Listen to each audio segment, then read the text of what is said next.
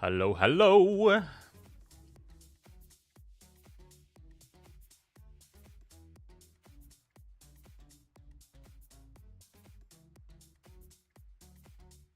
I'm here. I'm live. Don't worry. We're good. We're ready to rock and roll. Hey, everyone. Welcome, welcome.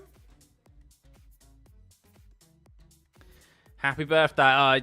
Thank you. Yeah, it's tomorrow is the birthday. 21st of September. Do you remember the 21st night of September? Hey, Gavin. Good to see you, mates. How was lunch? Yeah, it was nice. It was nice. I had a duck wrap. Hoisin duck wrap from Marks and Spencer. Lovely. Happy almost birthday. Exactly, Rain. Exactly. Thank you, guys.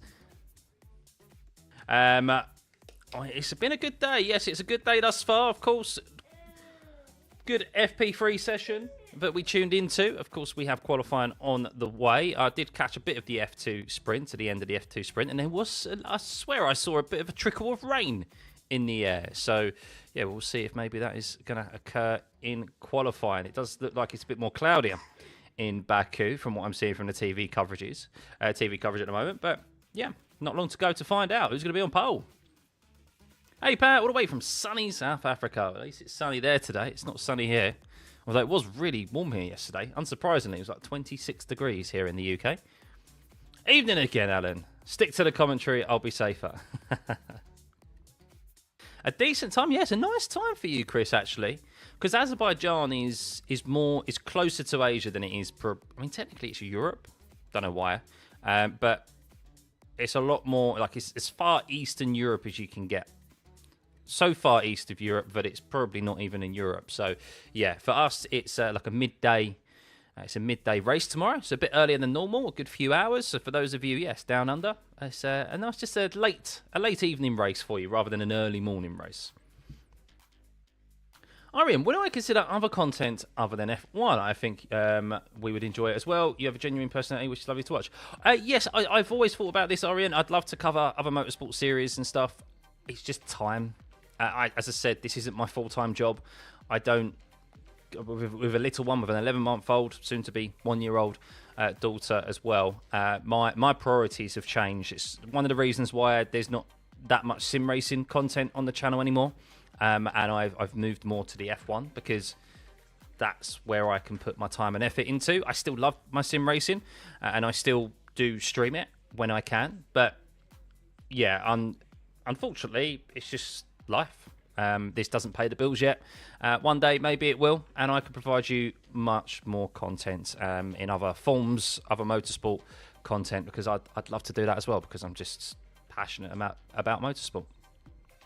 Right, the live data is available. Let's switch. Curling. I could do curling commentary. I'll give it a go. Hey, Lean.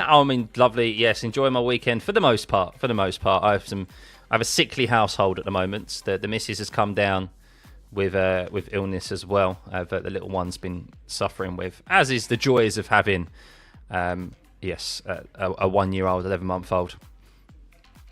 Your 9-year-old sends his best wishes to his daughter. He wants to be a doctor. Oh, thank you, Dan. Yeah, she's doing well. She just had lunch. But yeah, fever spiked a bit again earlier, so that's something that we're just having to keep on top of at the moment.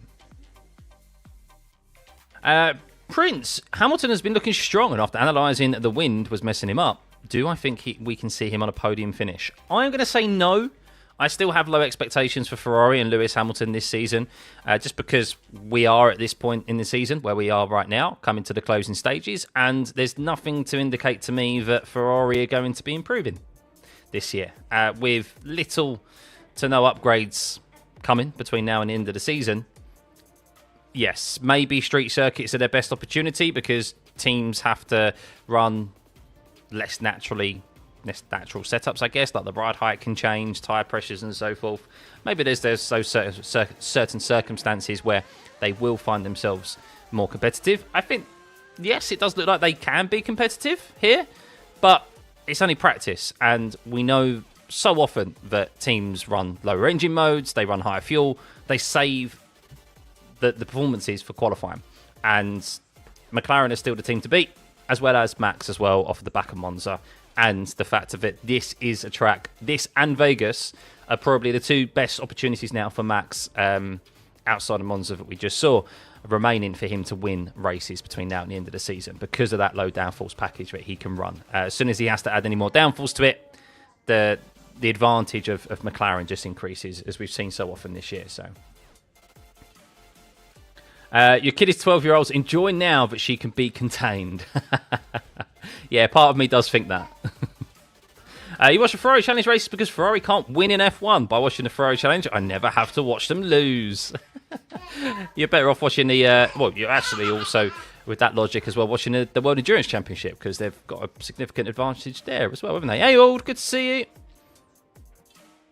What is Max's setup? So he's running a low downforce package. So here at Azerbaijan, at Baku, it's a unique circuit because we have the longest section on the calendar where you're on full throttle. So from the exit of turn 16, arguably one of the most important corners on the whole calendar. Because if you get turn 16 wrong, you are a sitting duck all the way down to turn 1. And this is a street circuit where overtaking is possible. So really, there's only sector 2 where you need quite a bit of downforce because it's all about hard braking zones. So you're braking in a straight line and then hard on the steering angle, making sure that you control the temperatures in the rears through turn 1, 2, 3, 4, 5, 6, 7, etc., where they're right angles, 90-degree corners. So you can sacrifice some downforce for that middle sector where you can be a bit slower because there's not really going to be overtaken through that middle sector. In qualifying, yes, it's important, but you want that top speed. That's where it matters. You want that straight line speed. And Max has been strong in that configuration this year, and particularly off the back of Monza as well. So, who is my favourite driver? My favourite driver on this grid is Lewis Hamilton. I've been open with that. He's the only driver I'm actively a fan of and that I keep an eye out on in relation to his progress. But I do have other guys as well that I want to do well. But yeah, he's the only driver I actively keep an eye on. Is the only Grand Prix that doesn't happen in the midnight for you? Oh my God, we'll make the most of it. Well, sorry, man. Sorry to hear that. Is it just you, or are there more wall kisses and tyre locks to runoffs than usual? It's always the case, to be honest with you. I wouldn't say there's been any more or any less. It seems to be the right amount. We always get that here because of, as I mentioned, there's a lot more emphasis on managing the rear tyre temps, and because a lot of it is right angle corners, we see, or 90-degree corners, what we see is you struggle to get temperature in the fronts. So that means that when they're braking, the load transfers obviously onto the front of the car, and that's why we get lockups, because there's not enough temperature in the front. So yeah, it's really, really tricky for these guys. I think we're going to see lots of drivers kissing the wall here. My prediction is that we are going to see a red flag. I think someone's going to bin it in qualifying. I really do. We've been so close to some red flags. We've seen plenty of wall kisses. We've seen drivers use the escape road so often in qualifying, and I think in practice already. And I think we're going to see a red flag. How is the weather there? From what I saw, it's dry at this moment in time. Oh, rain! Guys, look at that. Indicator. I was about to say, is there rain? The indicator at the top there says it's raining. That gives you... Is it raining? Yes. So it was cloudy, and I think I did see a little bit of rain towards the end of the F2 sprint race. So it was in the air, and I think we've definitely got rain. That's what's indicating at the moment. How much of it is, we don't know at the moment. I'm waiting for the TV coverage to come back online. They're showing a montage of basically cars spinning at the moment, rather than actually showing what the weather looks like. So, you heard from Trumpets possibly that this track has more longer braking in corners, 1 to 2 seconds, than any other tracks. Yeah, I would say he's on. I would say he's correct there, to be honest with you. Yeah, they did a whole section on F1 TV Now, you can find it on YouTube, the tech time that they do with Sam. I can't remember his last name. Sam Collins, I think it is.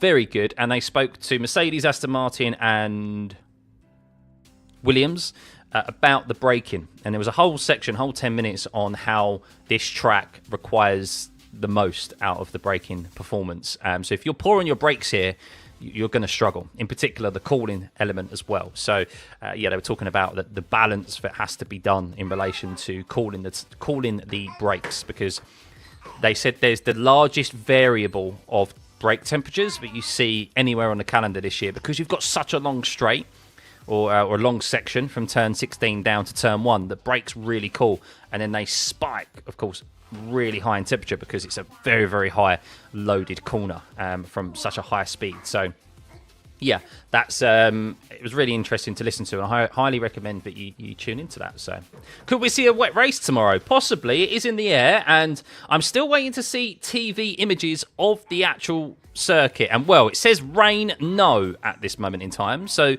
supposedly the rain has now just stopped.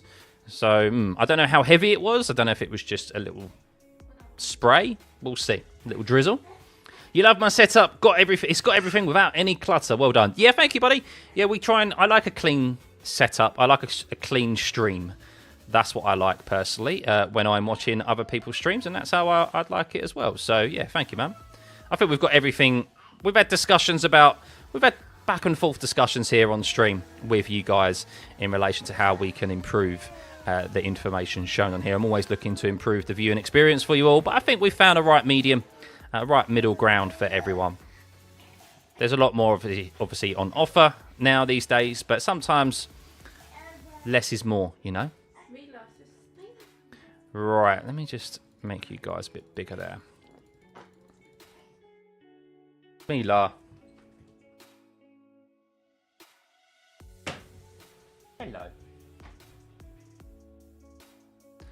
Little one's doing much better. Well, she is doing okay, guys. The temperature is spiking a little bit, unfortunately, for her. Right, there we go. There we go. So I was looking at the TV coverage. I tell you what, it's definitely cloudy. It's the wind, of course, is going to play a factor here as well, guys. The windy city, as it is aptly named, Baku. It's right on the coast of a sea, as we had our geography lesson in FP3, if you're just tuning in. So it's not quite on the ocean, it's on the sea, but it's very, very close. And as we know, winds can pick up very, very quickly at the seaside there. But I am looking at the audience, or the spectators. Some of them are wearing ponchos.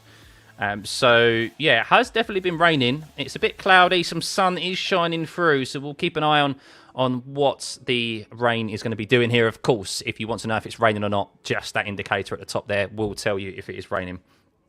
But yes, the wind here can play a big, big role. We've seen lots of offs already, lots of drivers complaining about that this morning. And it's not necessarily the speed of the wind that's an issue, it's the direction of the wind. When you go from a tailwind to a headwind and so forth, it can really play havoc with your braking markers. And well, I mean, look at that there, it's just doubled. It went from 7 kilometers an hour to 14 kilometers an hour. So little gusts, big gusts like that can really catch out these drivers, and of course the direction change as well can be very, very detrimental to these drivers, as we've seen snaps mid-corner even from Oscar Piastri down into turn 1. So yes, even as the car is stable as the McLaren has been struggling here as well with that wind's direction changes. Slicks are intermittent. It's definitely slicks. It's not wet out there. It seemed like there was just a little sprinkle. Of course, it's a very big circuit as well, so it may have been that it was raining up in turn 13, whereas actually it's dry for the rest of the track, or vice versa down at turn 1. So yeah, no, the track is dry. It is slicks. Drivers are waiting at the end of the pit lane there, as you can see on the track map. They will be made bigger, their icons, as soon as they leave the pit lane, as we have only 10 seconds until we have pit lane open, or just over that, to be fair, because that time is always a bit ahead. But yes, there we go. There we go, guys. Not long to go. Get your votes in for who is going to be on pole position at the moment. Well, I tell you what, the Tifosi are out in full force. Charles Leclerc and Lewis Hamilton to get pole position is your current favourite, with green light, pit exit open. Qualifying is underway here at the Azerbaijan Grand Prix in Baku. But yes, that shocked me, to be fair. That has shocked me. There is not a lot of faith in Oscar Piastri, 13%, Lando Norris, 20%, and Verstappen, 31%. I'm actually going to end that poll already, and wow.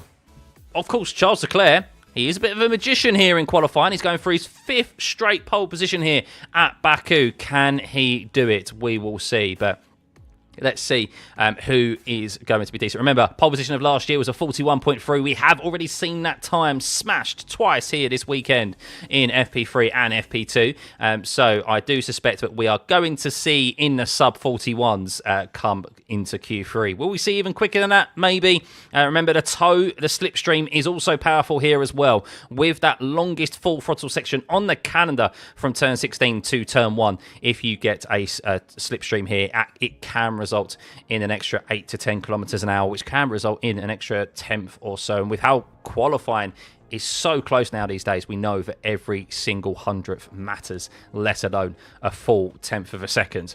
Right, where is that session start? There we go. Session start is closed as we are underway.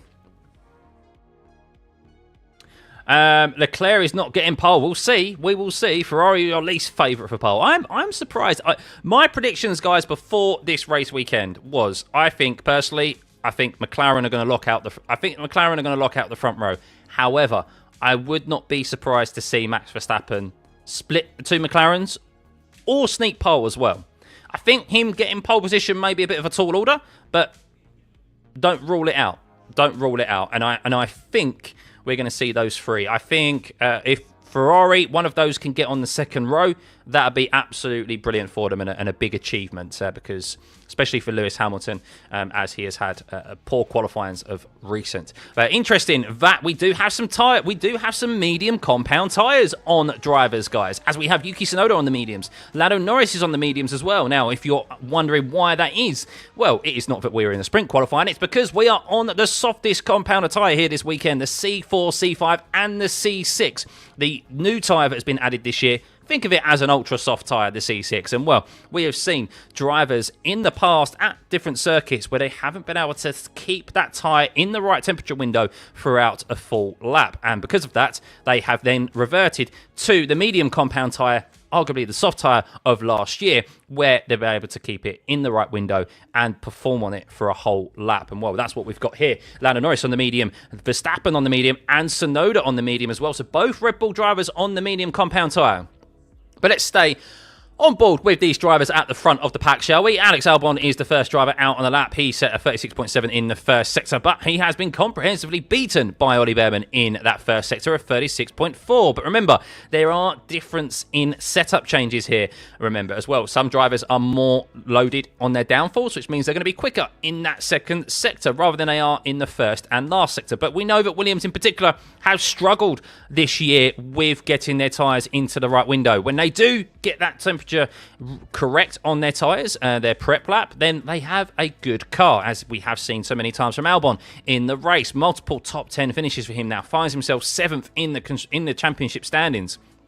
He is comfortably best of the rest, actually one position ahead of Kimi Antonelli after a 7th place finish or 6th place finish back in Monza a few weeks ago. As he sets the first time of 43.778, and we know that's not really going to be a quick time there. Bortoletto slots into second ahead of his teammate of 43.8. Behrman of 43.122, so that's much better from him. But his teammates, Alex Albon's teammate Carlos Sainz, who has had, yes, some poor luck this year, but would be expected to do a lot better himself in his own performance compared to his teammate, is looking for a strong performance here. Of course, he could have finished on the podium last year if it wasn't for that incident with Sergio Perez in the closing stages of the race through turn 2 and turn 3. And Sainz is going to go quickest here with a 42.635. That's a full second quicker than that of his teammate Alex Albon. 1.143 seconds there. Hadjar slots into P3.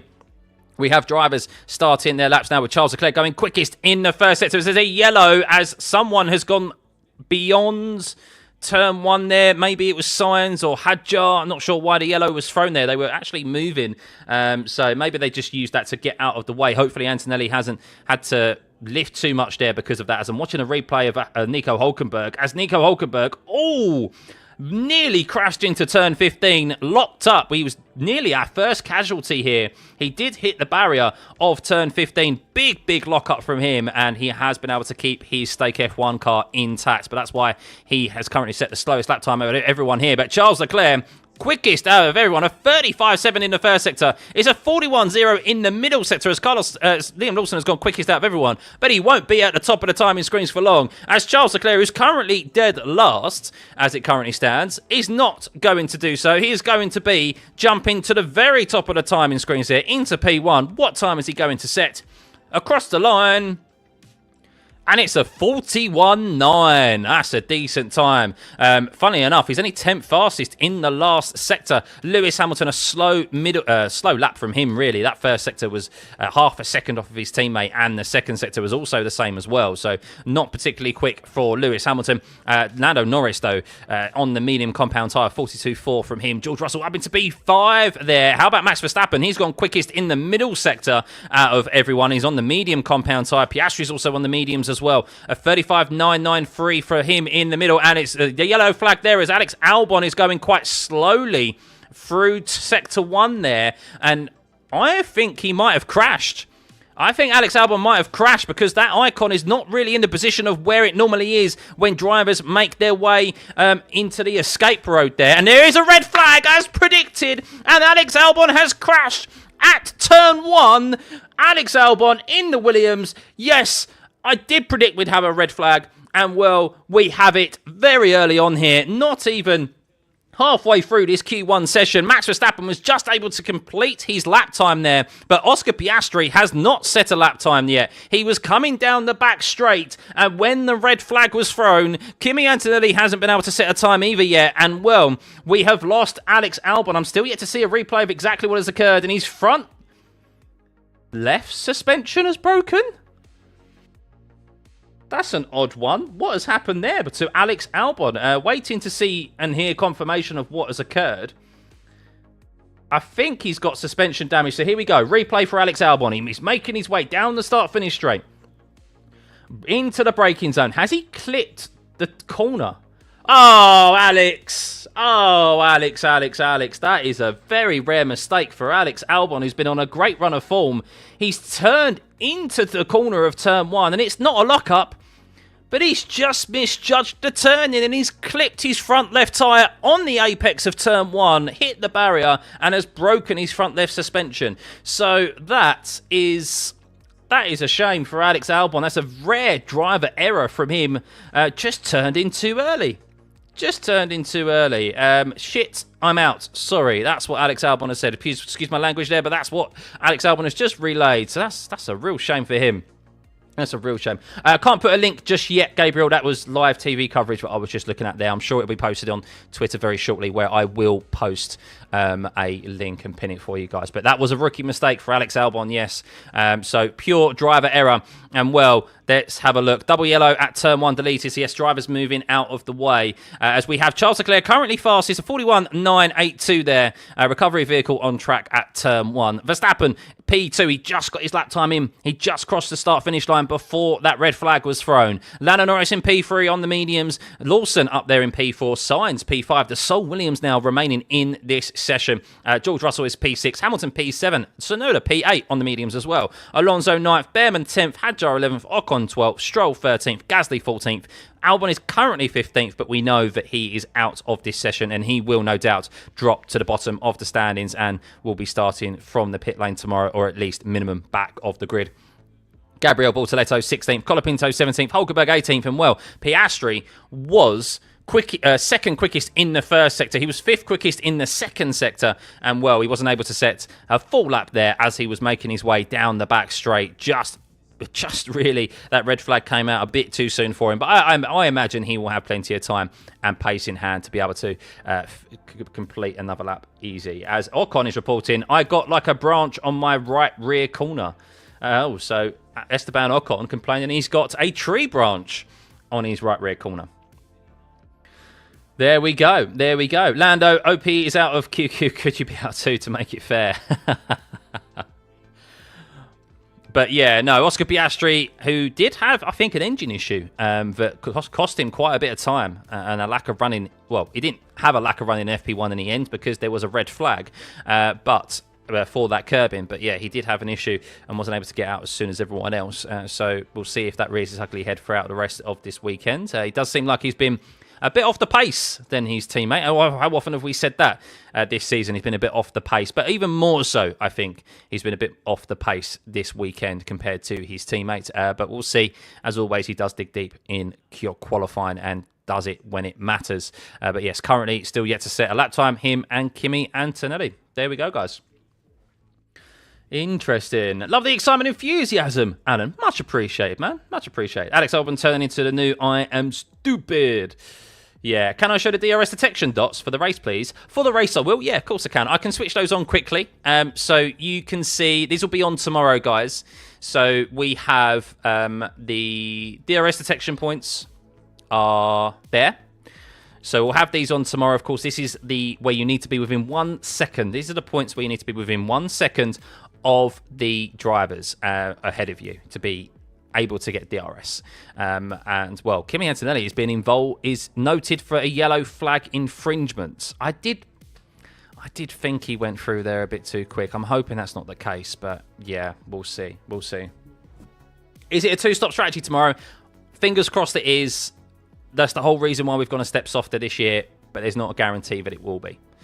So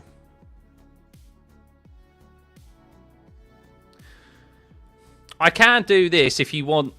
It's up to you guys. Where are they? So those are the sectors. If you want them on, I'll leave them on. Quite pastel colours.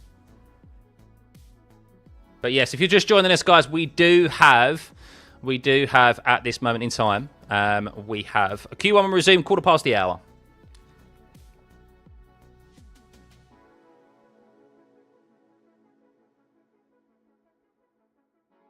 Oh, I moved over that. Will today be Sir Lancelot's 76th Q1X? Is that how many he's had? Oh my goodness. Clean is better. Clean is better. Yeah, I think clean is better. Sorry, guys. I'm going to turn them off.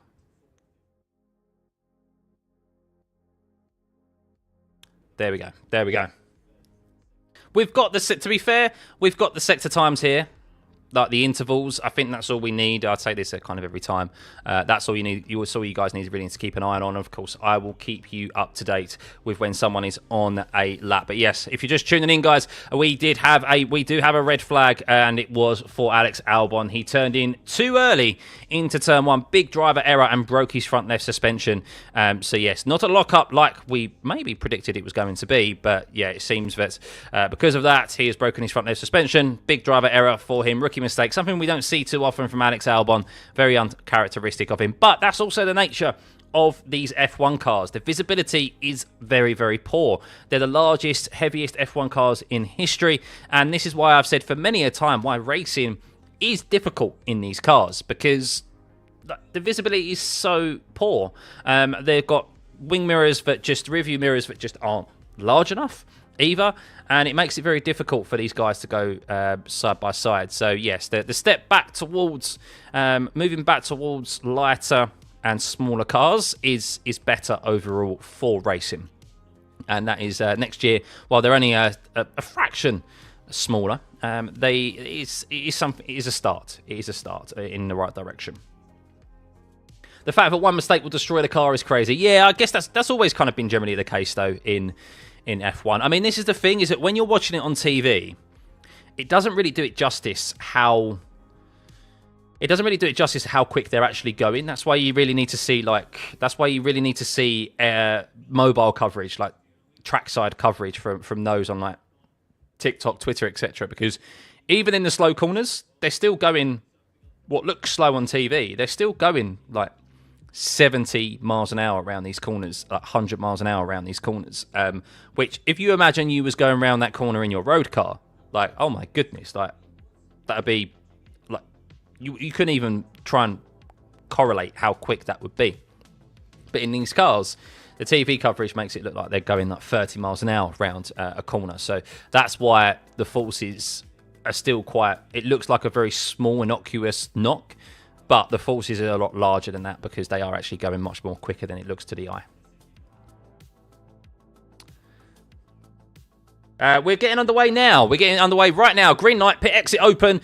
11.5 minutes remaining of this session. We have only 2 drivers yet to complete a lap time. Oscar Piastri and Kimi Antonelli. Kimi Antonelli, who is under investigation at the moment for a yellow flag infringement. So hopefully nothing comes of that, but we will see. But many drivers out there on the medium compound tyre as well. And that is because we are on, of course, a step softer than last year. The C4, C5 and C6. Arguably that medium tyre is the soft compound of last year.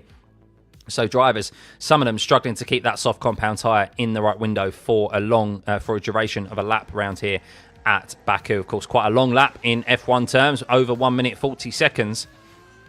So that's a long time to keep those soft compound tyres in the right window. But Gasly getting out there. He's currently at risk down in 14th. Alex Albon, we know, is out at the moment after breaking his front left suspension into the first corner. A rookie error from him. Oscar Piastri will be looking to get out there and set a lap time as soon as possible. But there's definitely lots of room for improvement for all drivers here. And what no doubt is going to be a rush in this last 10 minutes. I remember we sat at the Rogue Grandstand in 2004, 2005, and it was absolutely fantastic. Man, you can't believe what it was like watching those cars. Yeah, unless you... there are vids from people's phones on YouTube from Australia GP that shows how fast the cars are at cornering. Exactly, Foster. And that's really like the only true representation that you get from like the speed. The TV cameras do massively downplay how quick they go. But still good, though. Right. Road cars can't even go at that speed in slow corners. They don't have enough grip. Yeah, exactly that. So some cars will struggle to hit 100. Right, here we go. Let's keep an eye on Pierre Gasly. Let's keep an eye... so Antonelli was in the middle. So Kimi Antonelli had the same issue as what Oscar Piastri did, where he was in the middle of a yellow flag and didn't see any yellow flags. So maybe they'll give him some leeway there. I don't know. We will see. But right, let's keep an eye on Pierre Gasly, shall we? Who is currently down in 14th place. We'll keep an eye on Piastri, importantly, as well, as he's yet to set a lap time, as well as Kimi Antonelli, as Piastri is out on the same set of medium compound tyres. Very unfortunate not to be able to set a lap Piastri as he was heading down the back straight when that red flag was thrown. But Pierre Gasly currently in P14. Is he going to improve in this first sector time? He is making his way through that now as he heads into turn 5 and turn 6. A quick left and right-hander here. 36.126 for Pierre Gasly. That currently puts him at the moment 5th fastest. So an improvement there for him, as Antonelli is confirmed he'll be investigated after the session. As I think that's the time you do let them know that they investigate it after the session. So we will see. But right.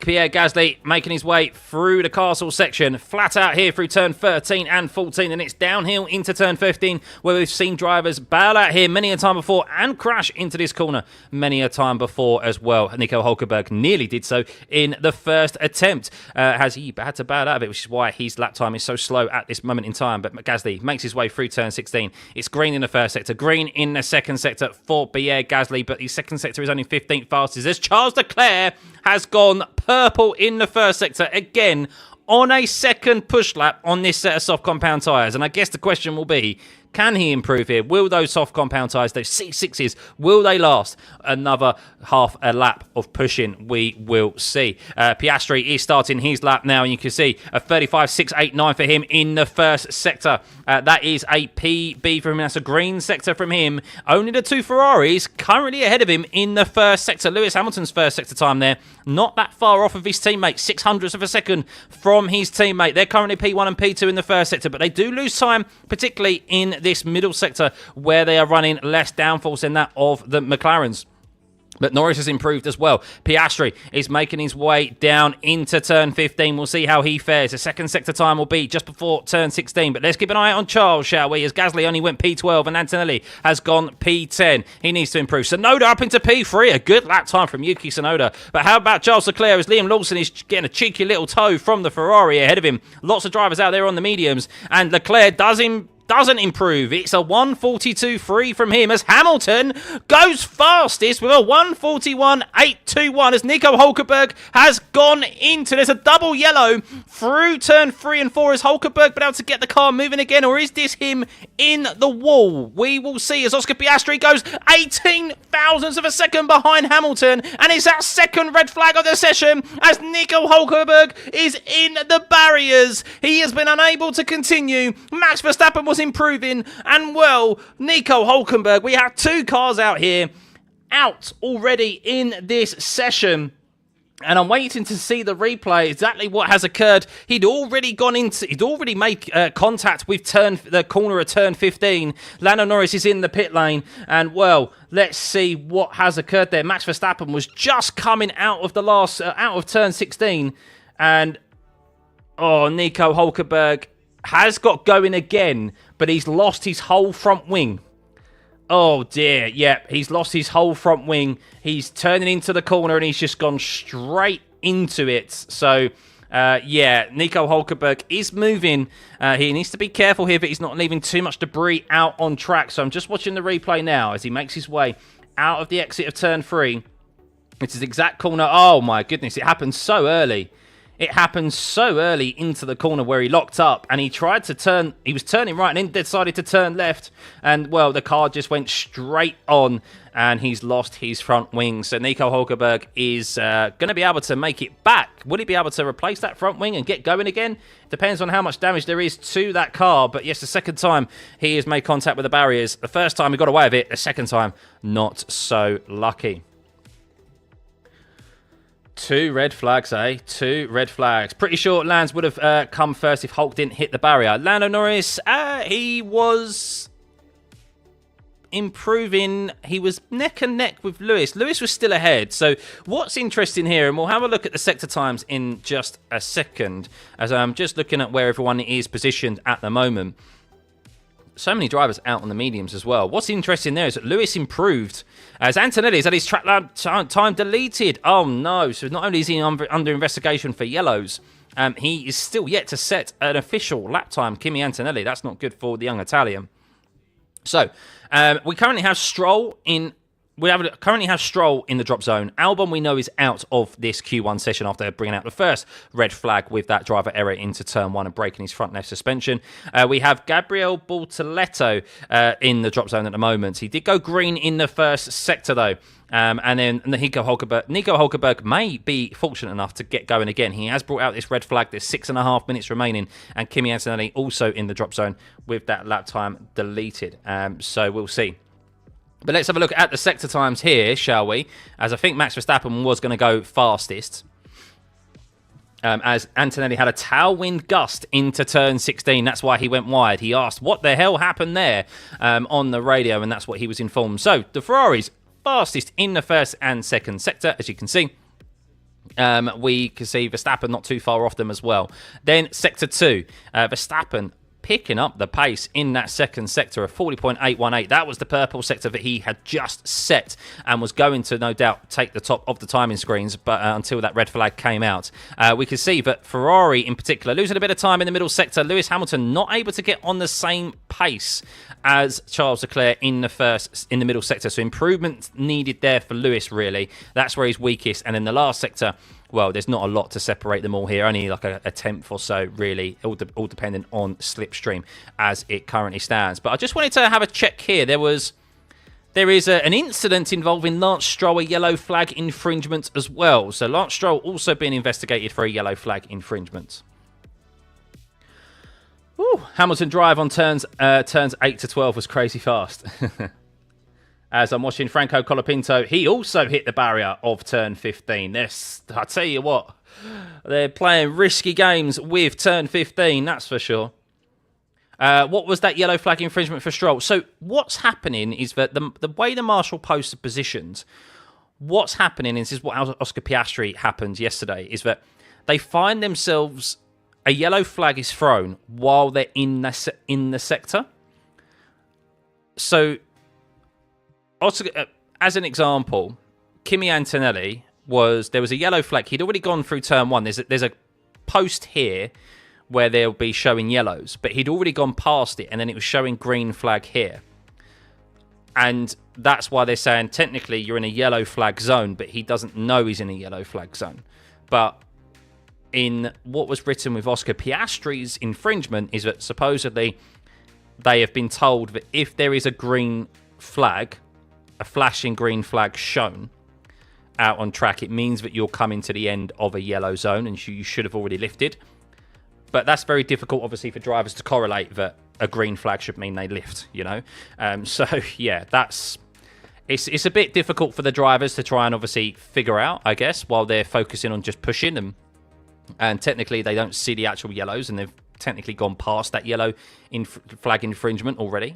So, yeah.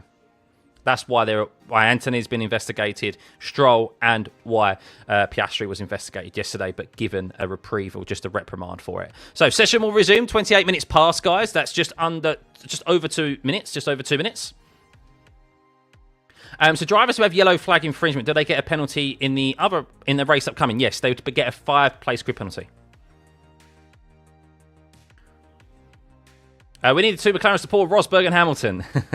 Never say never. This Q1 session has had everything, and even the steward's room has been busy. Indeed it has. Piastri did lift, didn't he? But then he accelerated again before the green flag. Yes, whereas I don't think Antonelli did. And I'm not sure about Stroll as well, so they might treat that a bit more differently. So, yeah. Doesn't it show on their steering screen too, though? I don't know. I don't know how it's being relayed to them. So... Was Leclerc's lap affected? No, Leclerc's lap wasn't affected. He was just slow in the middle sector. You can see there. This is his last lap. He lost some time in the middle sector of 41.5. So he had an error there. I don't know where that error occurred. As Antonelli is told on the radio by Toto, you have plenty of time. You have plenty of time. Nico Hulkenberg is making his way back out here. So Nico Hulkenberg has brought out this late red flag. Could he get through into Q2, as it has been just front wing damage confirmed then by the Stake F1 team that they are able to replace that part, and he is yet to go. But in every single attempt he's had at a lap, he has touched the barriers. So, well, third time's a charm, isn't it?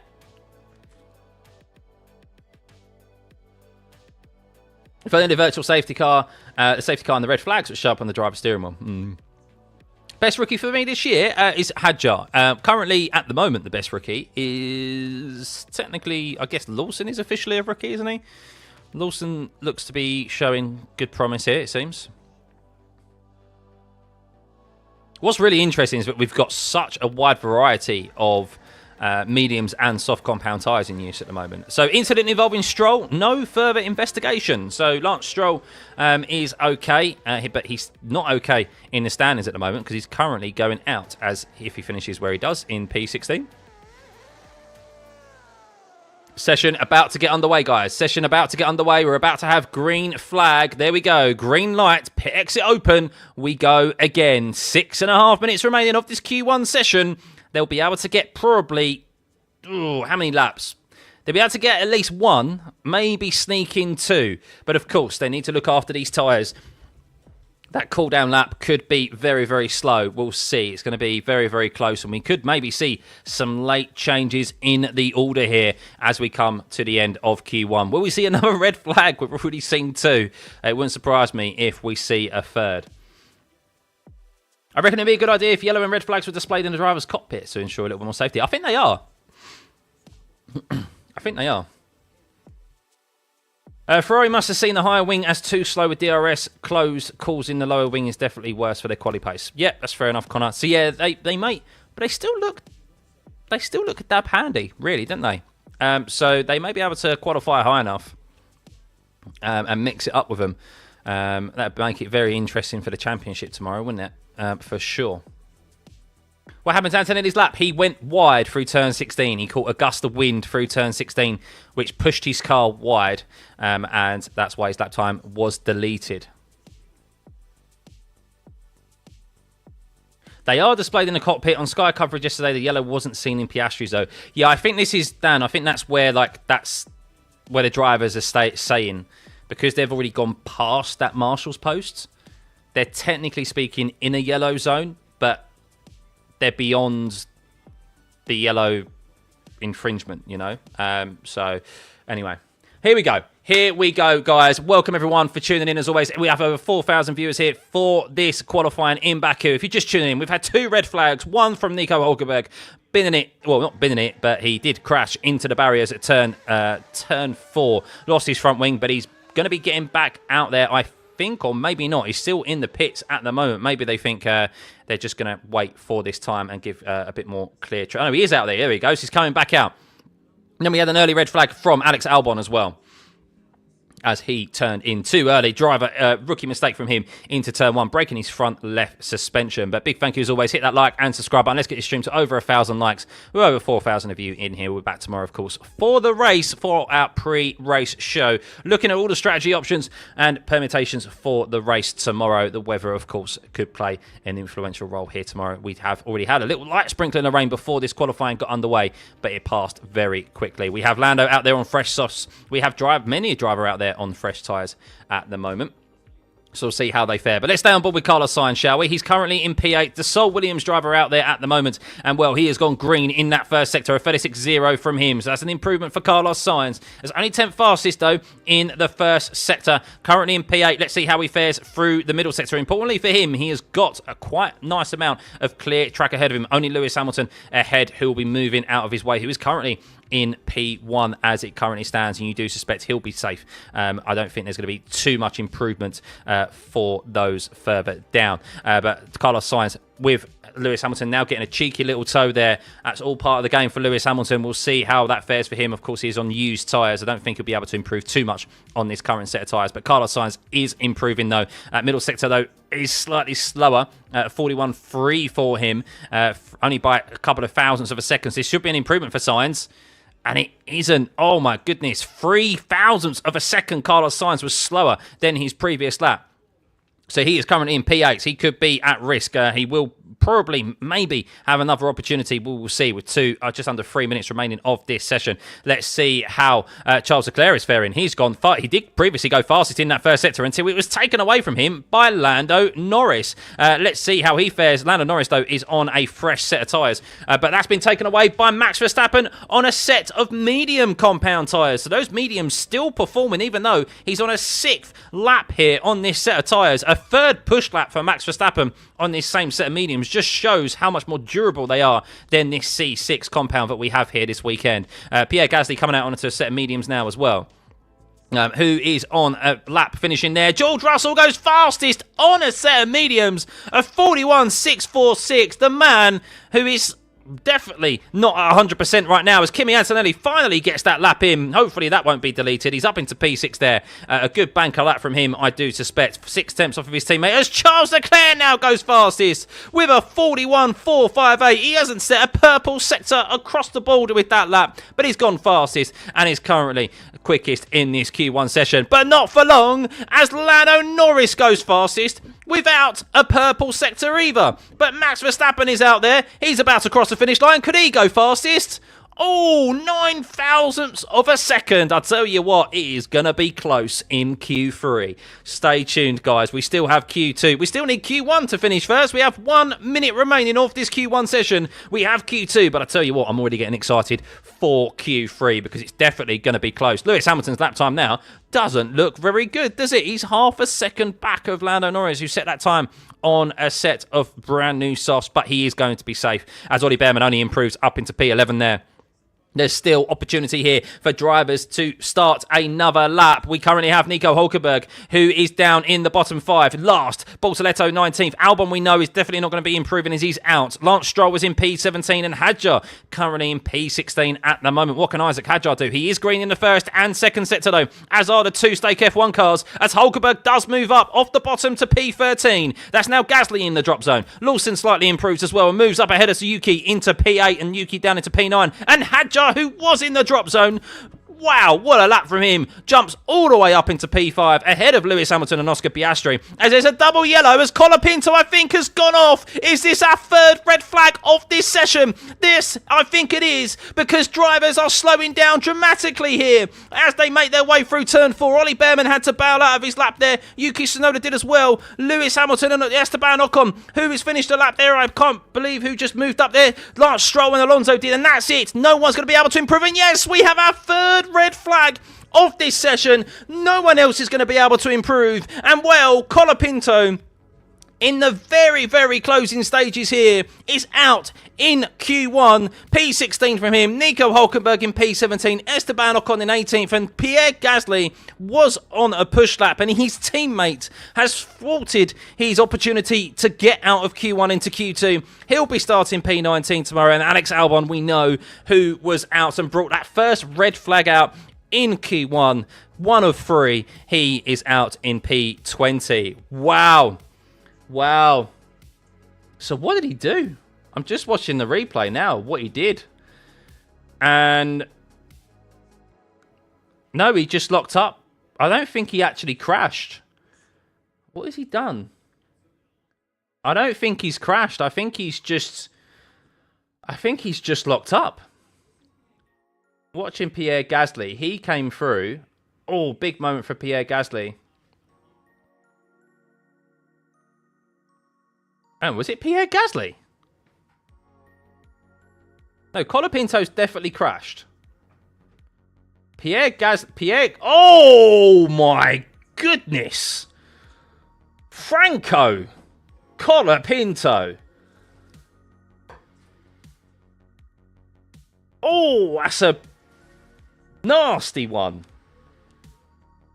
Oh my goodness! He's just mid-corner, snap.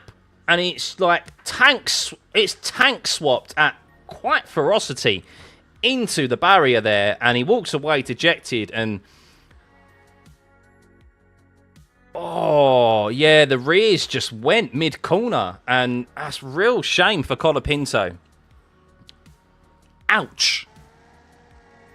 Colapinto should have been sacked 3 times now at least. Flavio must be getting soft in his old age. It's all about the money. It's the amount of zeros on the end of his contract, Andy, and his sponsors are providing him. 3 red flags in Q1. It looks like it'll be a long race tomorrow, yeah, for the Alpines. But yeah, I mean, they make a fair point on Sky, to be fair. They make a fair point that he could see Pierre Gasly in the slip road, basically, or the escape road of turn 4. And he shouldn't have really been pushing as hard as he did. But he did. And he binned it. So it's a big one. That is a big one. I'll see if I can get a clip for you online and pin it for you. But yeah. Apparently Colapinto got hit by an apple.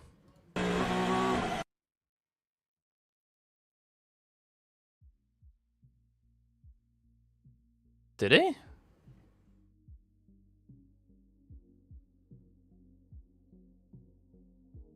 Apparently, Gasly got a big tailwind gust before he had that lockup. So Gasly, I take it back. Colapinto didn't ruin Gasly's lap. Gasly ruined his own lap. But yeah, that was a real shame. Obviously, Colapinto following closely behind him. And that was a big moment.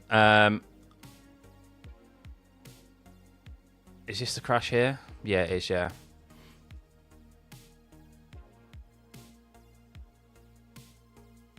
I want to see it show it from side on, but it's big. It's big for Colapinto. Who's throwing apples? Yeah, I know. I think he got hit by an apple or something. So, not in that crash earlier on in FP3. He got hit by an apple. Yeah, look. I'll show you this quickly. Hang on. I can't show this too long, so I don't want to get done for copyright. But let me show you.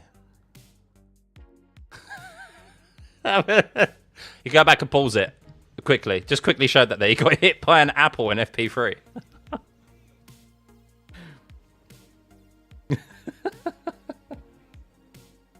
But yes, that did not affect his crash in Q1 though. It did not affect his crash in Q1. So.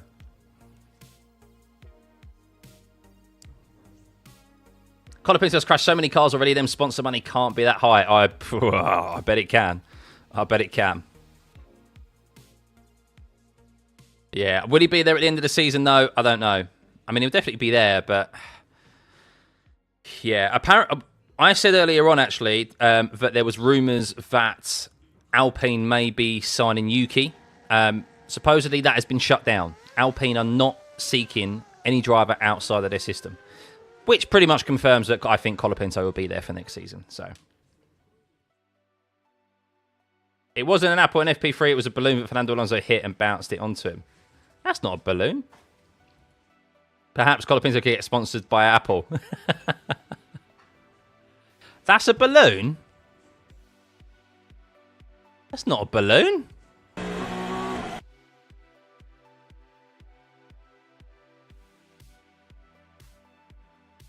Hang on, I'm trying to...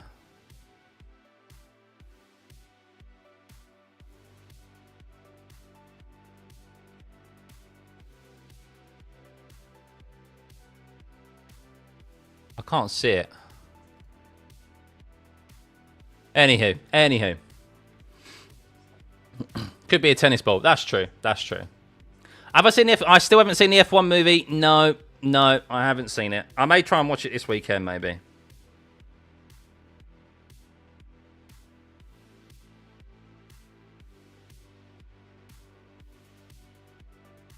Liam, damn sad for Yuki, but Liam will continue to be a YouTuber and reserve driver, so chuff for him. Yeah. I think Liam deserves... I think he's picked up the pace a bit.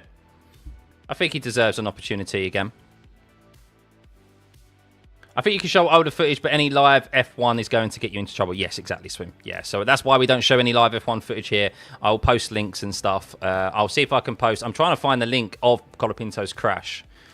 Oh, I did say I'd do this as well, guys. Hang on a second. Bear with me while we've got a pause in proceedings as it currently stands.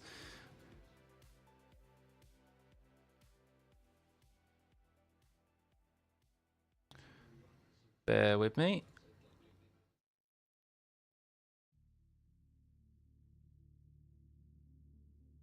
There we go.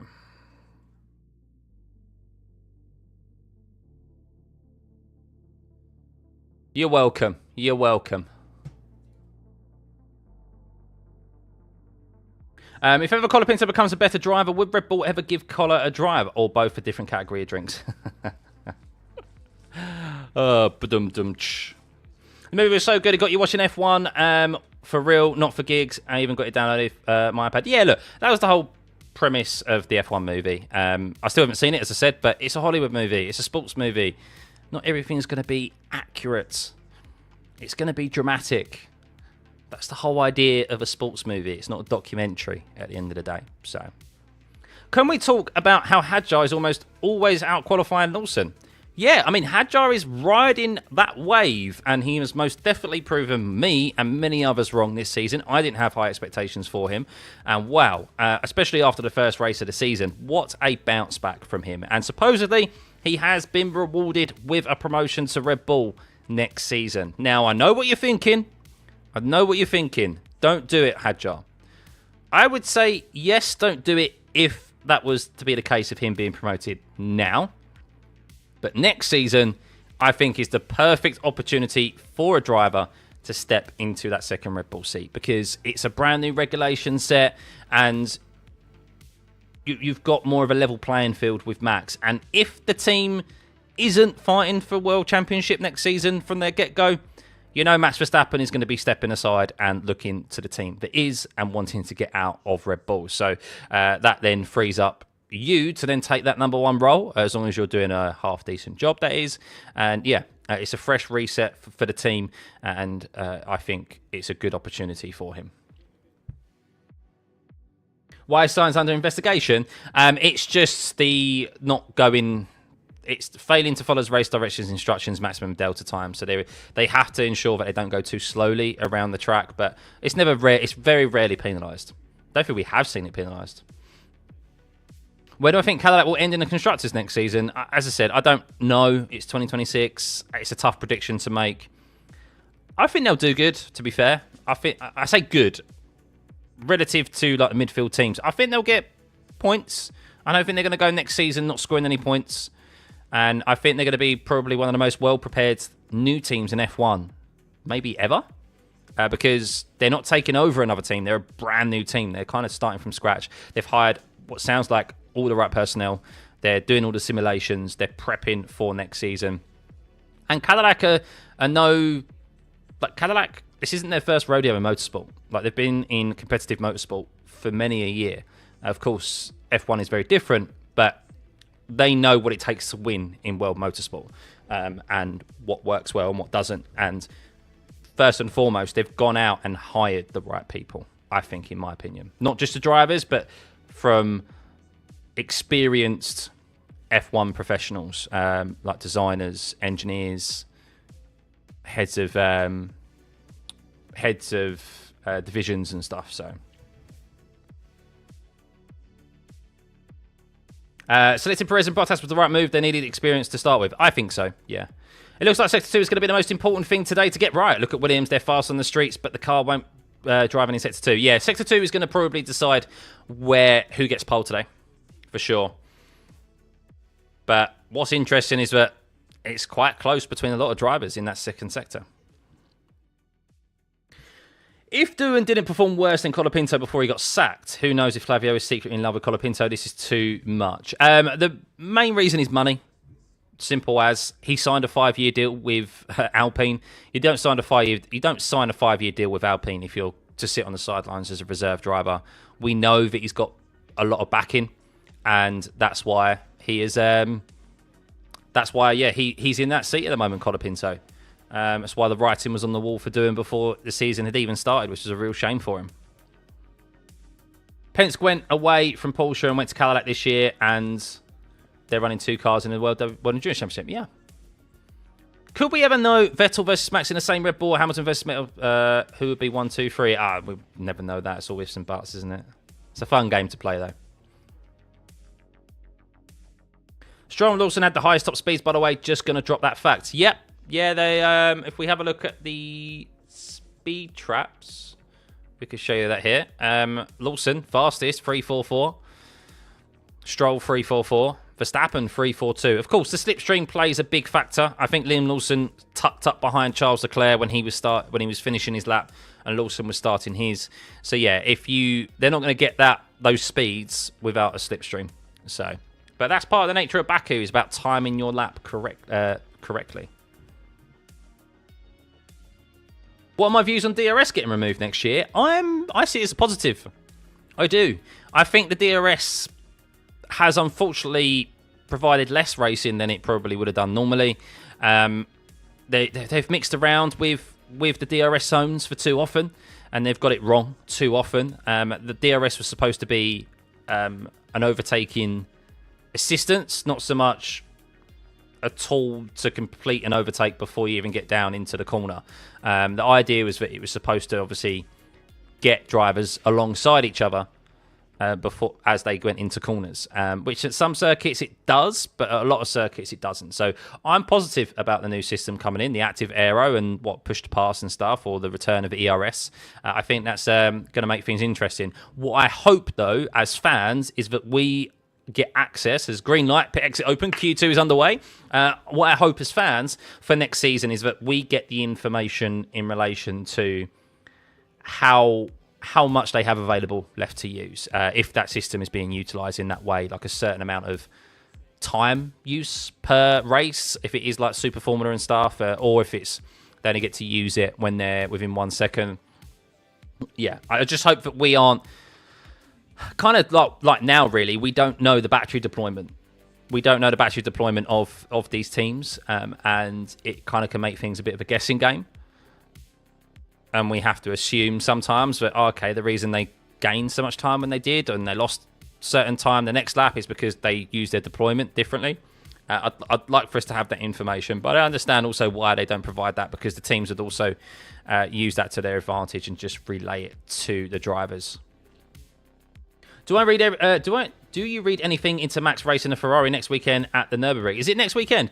Yeah, I think he will be. Oh no, has Hadjar already gone off at turn 4? We have a yellow flag. It's the outlap. Please, please, please, please, please, Hadjar, keep going. Please keep going. It's only a single yellow. It's only a single yellow, but I think Hadjar... Oh, it's a double yellow. Oh, no. Has he got going again? It's been removed. I think he just went down the escape road. Yes, he has indeed just only gone down the escape road from what I'm seeing from the TV images. So, Hadjar is okay. Woof. Woof. Jesus. Unbelievable. Jesus. Steve-O, the guy on the F1 channel, does all the technical stuff and does YouTube videos. He talks. Yes, Sam Collins is brilliant. Absolutely brilliant. I suggested a video earlier talking about this track in relation to how they interviewed the head of technical divisions in Aston Martin, Williams and Red Bull, I think it was, about the braking performance for requirements for this track. So yeah, really interesting listen. Highly recommend it, guys. But anyway, Q2 is underway. Let's dig into it. Big thank you everyone tuning in, by the way. Let's get this stream to over 1,000 likes, nearly 5,000 of you here in the stream, and of course hit that subscribe button. Trying to hit 60,000 subs. Big thank you, as always, for tuning in. We'll be back tomorrow, of course, for the race, but we still have 2 more qualifying sessions to complete here. We've had 3 red flags in Q1. Hopefully, there is not another interval to proceedings here, or stopping proceedings in this session, but it wouldn't surprise me if we see more red flags. We have Charles Leclerc on a set of used soft compound tyres. Lewis Hamilton is also on a set of used, so do not expect them to set the timing screens alight on considerably old C6 tyres. We do have drivers on the medium compounds, though, as Carlos Sainz is one of those. A 35.8 for him in the first sector. That's his best first sector time thus far. So very, very good sector for Carlos Sainz. Let's see how he continues. There's another yellow as Ollie Behrman has stopped before they've even got to turn 3. There's a yellow. What has happened to Ollie Behrman? Is this... And there's another red flag. Oh, my goodness. Commentators curse. 4th red flag of this session. What has happened here? And Ollie Behrman has just stopped. He's got a technical issue. He's got a mechanical issue in that Haas that has forced him to pull over to the left-hand side of turn 3, up to turn 3. Is the car okay? I don't think so. It's broken. I think Ollie has damaged the car. I think he may have done... Has he done what we've seen so often today? Have we seen another Alex Albon where he's broken the suspension? Has he turned in a bit too early? Has he broken the suspension by hitting the outside of the car into the barrier? We're still yet to see exactly what has occurred. Not the barrier, the wall, sorry, as there is very, very little room for error here at Baku. But just waiting to see a replay of what has actually occurred. But yes, it is a 4th red flag at the moment. You can't see best lap times at the moment because no one has set a lap time in Q2. This is the outlap, or we'll start the push lap. So, watching the replay now of Ollie Behrman. He makes his way up to turn 2, turns in. Oh, he just gets, yeah, so on the outside, on the exit of the corner. Oh, that is the slightest of touches. I'm surprised that's done even any damage to the car, to be honest with you. I think he's really unfortunate there. The car steps out a little bit. It's less ferocious of a contact. It's less ferocious of a contact than what Lando Norris did yesterday. And the rear is broken on him. That's so innocuous. That is so innocuous. It just shows how these cars are not designed to take load laterally. Laterally is horizontally, is that right? Like side on. They're not designed to take impact side on. Because that was quite... Yeah, that was quite innocuous of a tap, to be honest with you. Literally clipped it. Will we even have cars tomorrow? Still no Stroll red. Absolutely incredible drive from him, from the Canadian. Yes. Seriously, you drive better in your F1 23 games than some of these drivers. I'm gonna cut them some slack, to be honest with you. It's quite tricky because they're having changed. The wind is all over the place at the moment. And I know that sounds like an excuse, but I think it is a valid excuse. These cars are so sensitive to the wind, but they could be turning in mid-corner. I mean, it's just gone from an east to a northerly wind. That change of direction really does play havoc when you're mid-corner. And this is where these drivers are having the issue. It's not so much into the corner, but it's mid-corner, where the rear just then starts to lose downforce. And of course, when they're applying the throttle, the rear steps out, and it's like they have this swing in to the wall. And as we've seen, like even the slightest of contact with the wall can be very, very detrimental. Hear you out, Ferrari P1 and P2 tomorrow because they will be the only ones racing. This track has always been a bit of an assassin, it has indeed. So Q2 will resume 2 minutes 2. 2 minutes 2, so we have just 2 minutes remaining, guys. Not long left. Oh, you went away for 2 seconds. What happened, Dodo? Another red flag. Ollie Bearman this time. He crashed. Well, I say he crashed. He clipped the wall out of the exit of turn 2. And I say clip. It is the lightest of touches we have seen this weekend. Others have got away with it, but Ollie Bearman did not this time. You just watched a Colapinto crash on X and he was very lucky. Yeah, that was a big hit. Maybe the cars are too light. No, it's not the cars are too light. It's just the way they're designed. They're not designed to take side-on impacts. So, or those parts anyway. They're not designed to take stress from side-on. How many red flags in total? 4. 4 and counting, guys. 4 and counting. How many more do we think we're going to get? Let me know in the chat.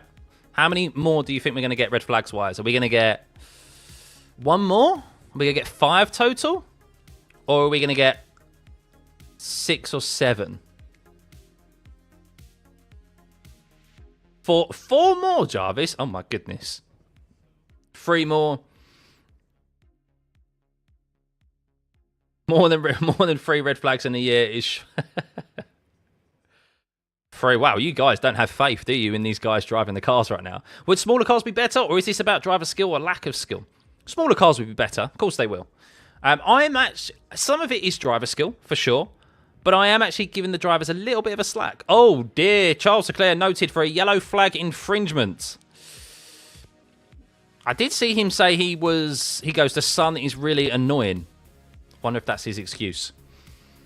But we've seen many yellow flag infringements investigated. The only one that's still to be investigated, by the way, is Kimi Antonelli. A few of them have already been waived. So, depending on where Charles's yellow flag was, I imagine it would have been down to turn 3. So, have we had a red flag in every session so far? In qualifying, yes. Yeah. The record amount of red flags in quali is 5, while the record in a race is 3. I suspect we are going to see safety cars tomorrow. If this is our first competitive session of the weekend, guys, and we've had 4 already. Next year's going to be better as the cars will be lighter, slightly smaller, and more manageable in corners with heavy fuel loads. Yeah, heading back towards the right direction. They could be lighter, they could be smaller, but I guess you have to do it incrementally, don't you, over time. So, who crashed in Q2? Ollie Bearman. He crashed, but he didn't crash. He had a slight tap of the wall with his right rear tyre. And I say slight tap, and I mean, it doesn't even look like his car was crabbing, to be honest with you, but I think he obviously felt it within the steering. So, race will be long and dull. Now you said that. Oh, don't. Commentator's curse. No, I have faith that tomorrow is going to be an absolute brilliant race. It's my birthday tomorrow, guys. It's got to be a brilliant race. It's got to be. Just dropping that in there, but it's my birthday tomorrow. You're going to Silverstone next year? Oh, brilliant, Sam. Let's hope the safety cars are out for short periods tomorrow and most of the race isn't behind one. Yeah, we don't want them... I mean, to be fair to the stewards here, they've got... I mean, we've got green light pit exit open. To be fair to the stewards here, they have got rid of the cars very quickly here today. So fair play to them. However, of course, if there are safety cars tomorrow, it could be that there's collisions with other cars, which means more debris, etc. So, of course, that takes a longer time to remove more than just a singular car. And, of course, more debris out on track. But, anywho, let's go. No further investigation for Charles Leclerc. So, that yellow flag infringement, Tifosi, Charles Leclerc fans, do not fear. We have no further investigation for Charles. So, he is free to get racing again and sit in a quali lap here. So, Charles Leclerc out first with Lewis Hamilton close behind. They are now on a brand new set of soft compound tyres. They were previously on a U set, so no point in them with losing that important time there to set that banker. They're just out there on the fresh set, as I imagine everyone will be. We'll see what Lando Norris is on. He is on a set of used tyres, I think, 4-lap-old softs, so see how he fares on those. Ferrari shirt tomorrow? Maybe. If you don't worry about that, Promevo. I appreciate that, man. Happy birthday in advance. Yeah, thank you, guys. Why on earth is Leclerc on mediums? So the medium compound tyre is the soft compound of last year. We are on the C4, C5 and C6. So we're a step softer than last year. And the soft compound hasn't necessarily, like C6 here, hasn't necessarily been the quickest tyre. Depending on the weather conditions and the track conditions, it hasn't been lasting that long over a full duration of a lap. So we've actually seen drivers go very quick on the mediums. So yeah, we'll see how that plays out for Leclerc. But tomorrow, the medium is a race tyre. So that's what you're sacrificing here by using a set of mediums, is that you're giving up a race tyre for tomorrow. So we will see. But let's keep an eye on Charles Leclerc and Lewis Hamilton, shall we? As no one has set a lap time yet due to that very early red flag brought out by Ollie Behrman, clipping the wall in turn 2. So let's see how they fare. And it does seem like Charles Leclerc has gone off at turn 1 already and has locked up. And that's pretty much ruined Lewis Hamilton's lap as well, no doubt, because Lewis would have had to have backed off completely through that yellow sector. So Charles Leclerc has just screwed not just his own lap, but he's also just screwed Lewis Hamilton's lap there as well. Great start to this Q2 session, Ferrari. Brilliant start. Yes, Charles Leclerc locked up and had to do a U-turn through there, and that meant Lewis Hamilton had to lift because he was through a yellow flag. So they back out, and they'll have to go again. Oh, dearie me, guys, dearie me. Right, Bortoleto. Let's keep an eye on Bortoleto then, shall we? Because he's the only driver who will be able to set a fast lap from the beginning here. Norris is on a brand new set of softs, so we'll keep an eye on his progression as well, as Sainz has gone fastest in that first sector. But then it's now been taken away by Isaac Hadjar, who is going very well in this Q2, in the last lap in Q1, and now in this session as well. As Hamilton and Leclerc are now looking to just cool down their tyres and go again. And I'm watching Charles Leclerc and... oh, yeah. Once again, Charles Leclerc, we've seen it so often. Drivers literally mid-corner have a snap. It's not even entry. It's not even the exit. It's mid-corner. So that just shows how unstable these cars are at the moment with this. I think a lot of it is in relation to the wind direction. Maybe not getting those fronts up to temperature, I don't know. But I think a lot of it could be attributed to the wind, which we are at the windy city, of course. As Oscar Piastri has just stuck 3 temps on Norris in that first sector, but he is on a brand new set of softs compared to Norris, who is on a set of used softs. So to be expected, it will go quick there. But that's a very quick first sector for Oscar Piastri, the quickest we have seen today with a 35.2. Sainz moves to the top of the timing screen. Well, 41.6. That's not a bad time from Carlos Sainz. Pole position of last year was a 41.3, remember. Isaac Hadjar goes P2 with a 41.9. So let's see how Lewis Hamilton fares this time around as well. Starting a lap and hoping that he won't get caught out by any yellow flags. Lando Norris through the second sector is green as 40.836 from him. That's the fastest middle sector he has set today as well. But I imagine Oscar Piastri will be... oh, Oscar's had a bit of a moment maybe through the second sector. Or is he running a bit more... is he running less downforce in that of Lando? Potentially, as Norris goes fastest with a 41.396. That's pretty much pole position of last year on a set of used soft compound tyres. Let's see how Oscar Piastri does. Was that an error from him in the middle sector, or was it just a setup difference that he currently has? And let's see if he recovers that time in the last sector. Oh, no. So, okay, that middle sector was definitely as Charles Leclerc's gone off again. Oh, my God. Charles Leclerc is on this medium compound tyre, and he cannot keep it on track at the moment. What is going on with Charles? Get off those mediums and get on those softs. He has just under 7 minutes remaining. Kimi Antonelli moves into P3 with George Russell just behind Lando Norris in P2. Improvements to be made by a number of drivers behind Lando Norris at the moment, as Lewis Hamilton did a 35.688 in the first sector. Not too bad from him. Let's see how he fares in the second as he's approaching that line now on the exit entry of turn 16. It's a 41.586. That's a slow middle sector there for Lewis Hamilton. In comparison, if you compare that to George Russell and Kimi Antonelli, Kimi Antonelli did a 40.8, the fastest we have seen thus far. And that's really slow for Lewis, but he will be able to set a lap time here and go again. Charles Leclerc needs to go again for sure as Lewis comes across the line. And what is he set? It's only P8. So, yes, a big error from Lewis in the middle sector. Not sure where that time was lost. But, yes, Charles Leclerc having to prep a lap again as he went off into turn 3. Let's see how he gets on here. So full throttle for Charles Leclerc. We'll keep an eye on him. Max Verstappen is currently on the lap as well. 35.568 for him in the first sector. No purples thus far, but he has been quick in the middle sector. Let's see how he fares as he's approaching turn 16 now as Lando Norris lets him by. He'll be thinking about getting the tow from Lando. Lando will be thinking of getting the tow from Max Verstappen and maybe going again, or he'll stick on another fresh set. We will see as Max Verstappen is on a 40.838. So that's a very good middle sector. This is going to be fastest, I think, as it currently stands. Let's see how he fares. Yuki goes up into P8 on a set of mediums, by the way. Max Verstappen as well, not on softs. So very different in approach from the teams here. As he only goes second. Only goes second on a set of mediums. So interesting that Lando was able to go as quick as he was on a set of used soft compound tyres, C6s, as drivers are making it into the pits. As Charles Leclerc did come into the pits, gets off those mediums, and he's back on another set. He's back on another set of mediums. I don't know what Ferrari are doing here. That clearly didn't work for him. Unless they're trying to save a set of softs for Q3, and they don't want to use a set in Q2. But the way it's going, I mean, they're now using a second brand new set of mediums because Charles has been unable to set a lap on that initial medium set that he used, but going wide into turn 1 and also into turn 3 in 2 successive laps. Not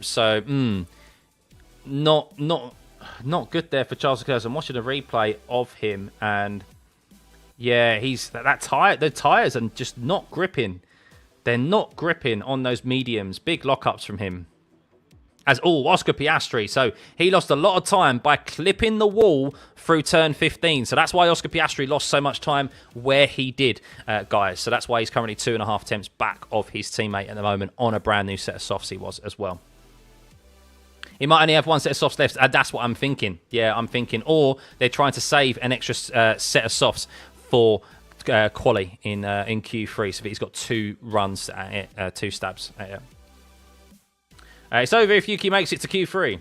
As I'm watching Lewis Hamilton, Lewis lost a lot of time out of the exit of turn 16. Cost him a lot of time there, but even so, his middle sector was not quick either. So Lewis is back. He's still on the same set of softs as Charles Leclerc is on a set of mediums. Bortoletto on a brand new set of mediums as well. So who is on a lap here at the moment? It's such a long out lap here and in lap at Baku. You spend a lot of time with drivers just going round the Baku circuit very slowly, and of course they'll be wanting to position themselves in a nice way so that they get a cheeky tow. I think we'll stay on board with Oscar Piastri. I think at the moment is Lando going again for a push lap. I think he is. He's on a brand new set of mediums. So we are seeing the mediums utilised from the number of teams here. We'll see if Norris is going to be able to improve. Let's stay on board with Lando, shall we? As Oscar Piastri will be following him in close suit. As Lando makes his way through turn 2. Let's see how the McLaren fares on these mediums. We have seen a number of drivers struggle with this. Hamilton is on a push lap. Apologies. 35.7 from him in the first sector. Second sector was 2 tenths up. Let's see how he fares. Has he been able to keep those softs in a nice window here? Second push lap on this set of C6 tyres.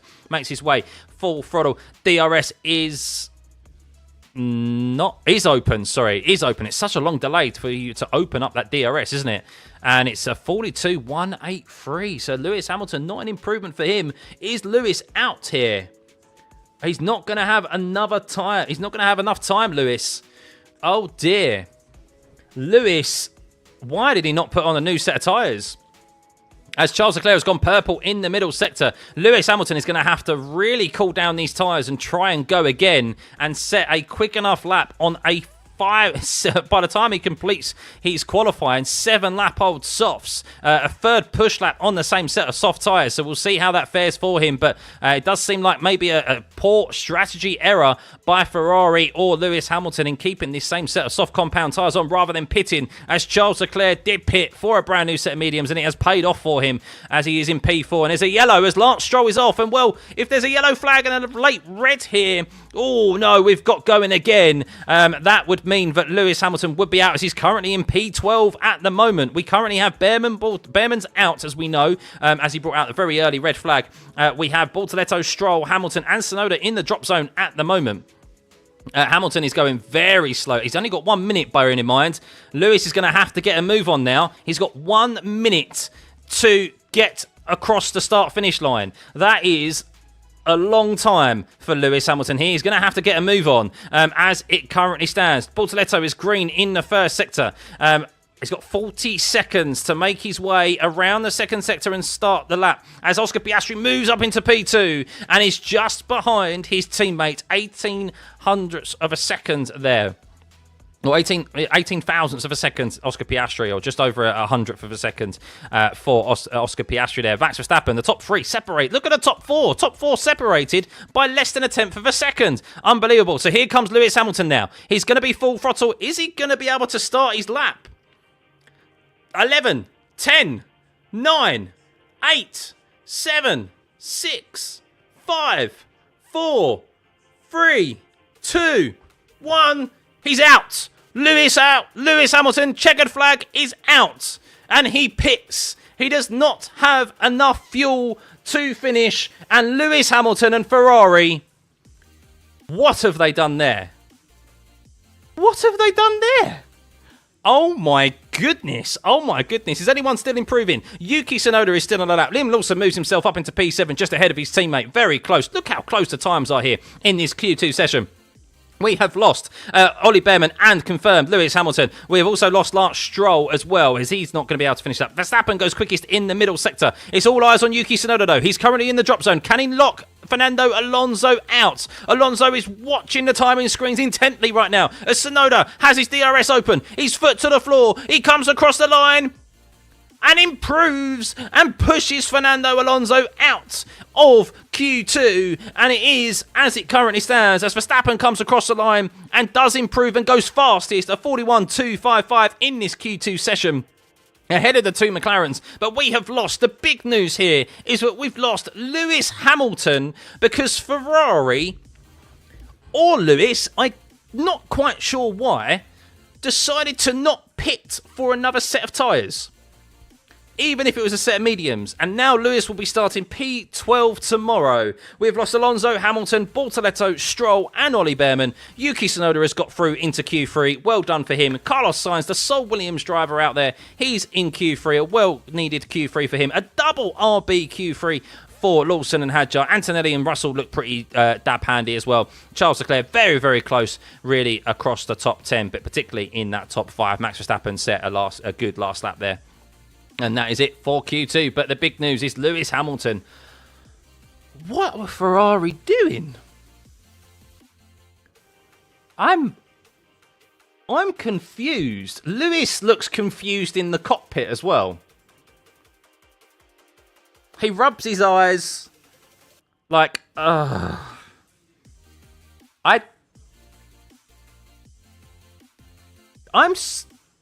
I be speechless? I don't know. I don't know. I still think, look, Lewis, ultimately, Lewis still needs to get that lap.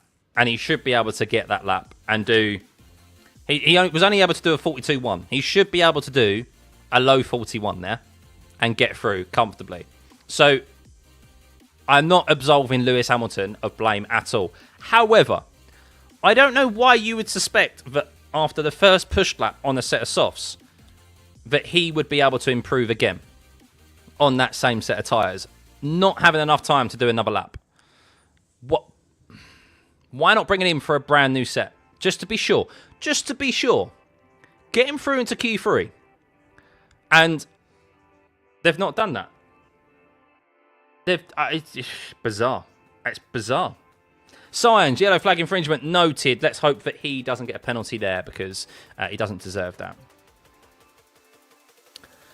Yeah, I'm reserving judgment, Miriam. I'm reserving judgment. However, look, I'm also... Hamilton should be... He's on a brand new set of C6. He should comfortably be able to get through that. However, let's run it back. So hang on. Right, so let's run it back. Let's run it back. Lewis had his first lap. aborted because Charles Leclerc locked up into turn 1.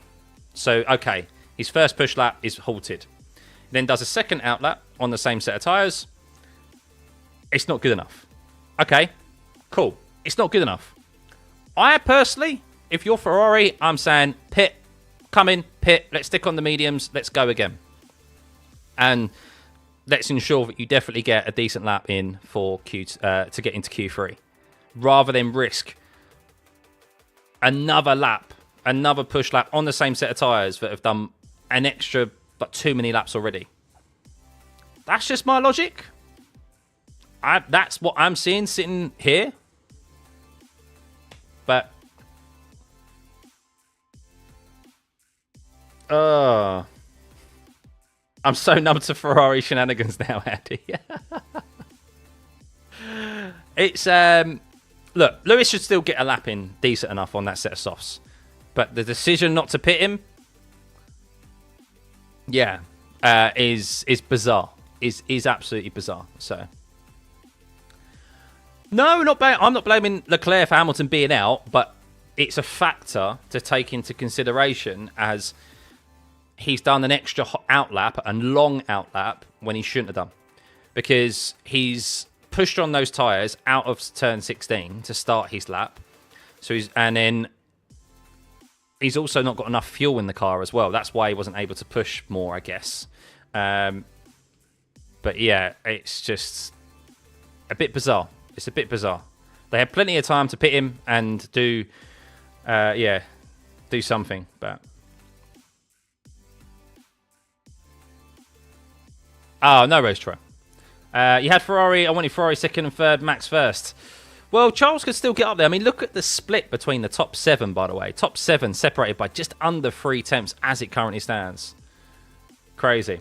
We tend to forget Ferrari hasn't won any title in more of a decade. They were immune to winning. Lewis's setup was also changed. Ferrari took off some downforce from FP2 tinkering. Hang on. Were they saving Sauce for Q3? Maybe. But I guess you couldn't. I guess you didn't necessarily have to use an extra set of softs to get through to Q3. But even then, you could if you wanted to. Because I wonder what tyres they're going to use for Q3. We've seen Max go quickest on a set of mediums there. So, they'll get it right next year. Who do I support? There's only one driver I support. And he's the driver who's just gone out in Q2. Lewis Hamilton. So, but as I said, Lewis can't be absolved of full blame here. Because he should still be able to, as we've seen throughout this weekend, do a sufficient lap to get himself through Q2 into Q3. So he's to blame there, for sure. But if he wasn't able to execute that, that's then when the team comes in, the pit wall, and you go, okay, let's go again. So, but Ferrari are like an overvalued stock, trading on their reputation, not on their actual intrinsic value. Very true. Right, here we go, guys. Q3 about to get underway. Remember, we ran a poll earlier on, and, well, so few of you voted for the 2 McLarens, and the majority of you voted for the Ferraris. Well, we've just lost half of those there, and it's now on Charles Leclerc. Can he secure his 5th straight pole position here at Baku? Yes, you heard that correctly. 5th straight pole position. Let's see if he can do it. Of course, Max Verstappen in that low downforce package, he does like the way the car handles with a lower downforce package. We saw him dominate at Monza. It's going to be closer here, and yes, I will not be surprised if we see Max on pole position. I still think it'll be the McLarens, but it will definitely spice things up for tomorrow if Max is on pole position for sure. Ferraris like CR7. People love to hate them and people hate to love them, but irrespective, they have been goats in their respective field. Yeah, true. Right, green light, pit exit open, guys. Here we go. I hope you've enjoyed this stream. What a qualifying session it has been, by the way. It's been a very long qualifying session. Thank you for tuning in and sticking around. Let's get this stream to over 1,000 likes, shall we? And hit the subscribe button as well and get us closer to 60,000 subscribers. We're nearly at 57,200. Thank you, everyone. If you're new to the channel, of course, if you're a long-time viewer as well, welcome as always. We'll be back tomorrow for the race, an hour before the race begins, so that we can look at all the strategy options and permutations. I still think tomorrow is going to be a very chaotic race. Anything can happen. If it's going to be as chaotic as what we've seen from qualifying already, I think we're going to see... We're overdue a chaotic race at Baku, aren't we, guys? And I think we're going to get that tomorrow. You think Ferrari has decent cars, but their strategies aren't the best? I disagree. They've had decent cars, to be honest with you. I mean, if they've got a car that they can't run how they want it without it being disqualified, that's not a decent car. But, yes, their strategies do seem to be... do seem a bit odd, so... This is going to be the best qualifying session so far this year, maybe in the last couple of years. It's going to be very close for sure. It's going to be very close.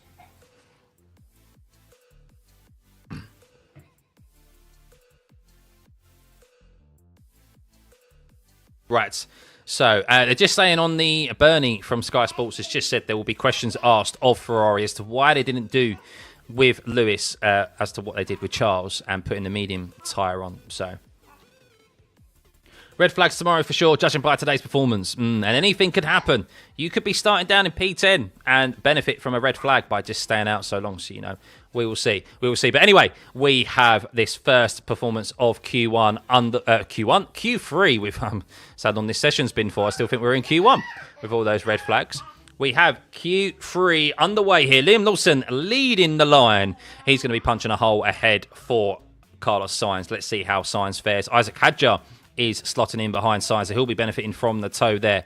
But let's see. We've seen many drivers struggle with the warm-up of on their outlap and go and use the escape roads.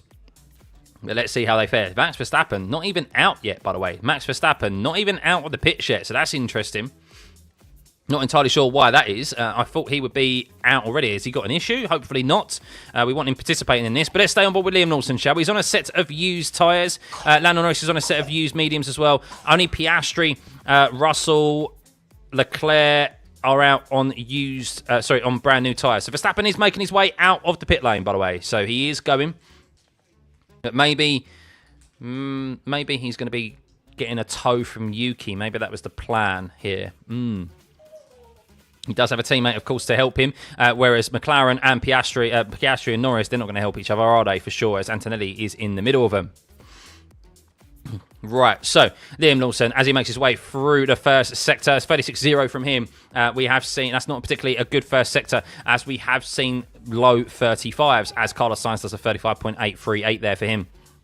He's looking for his best qualifying performance of the year thus far. The only Williams in as his teammate is out in Q1 and is starting dead last tomorrow. As you can see, P20 after crashing into the barrier at turn 1. Just turning into it. There's a yellow already, and that is Lando Norris's lap interrupted as George Russell has gone straight on at turn 4. It's a double yellow, and maybe George Russell he's got going again. It's cleared, but that's Lando Norris's first lap interrupted. And, well, how detrimental will that be? Because he has not got a banker lap in for sure. The second year in a row, potentially, where his chances of a pole position have been thwarted by a yellow flag. As you can see there, Oscar Piastri, a 35.8 from him. He hasn't been affected by that yellow flag. He was far enough back. But Lando Norris had to lift and back out of it, a 37.6 from him. So he's going to have to recuperate and go again here.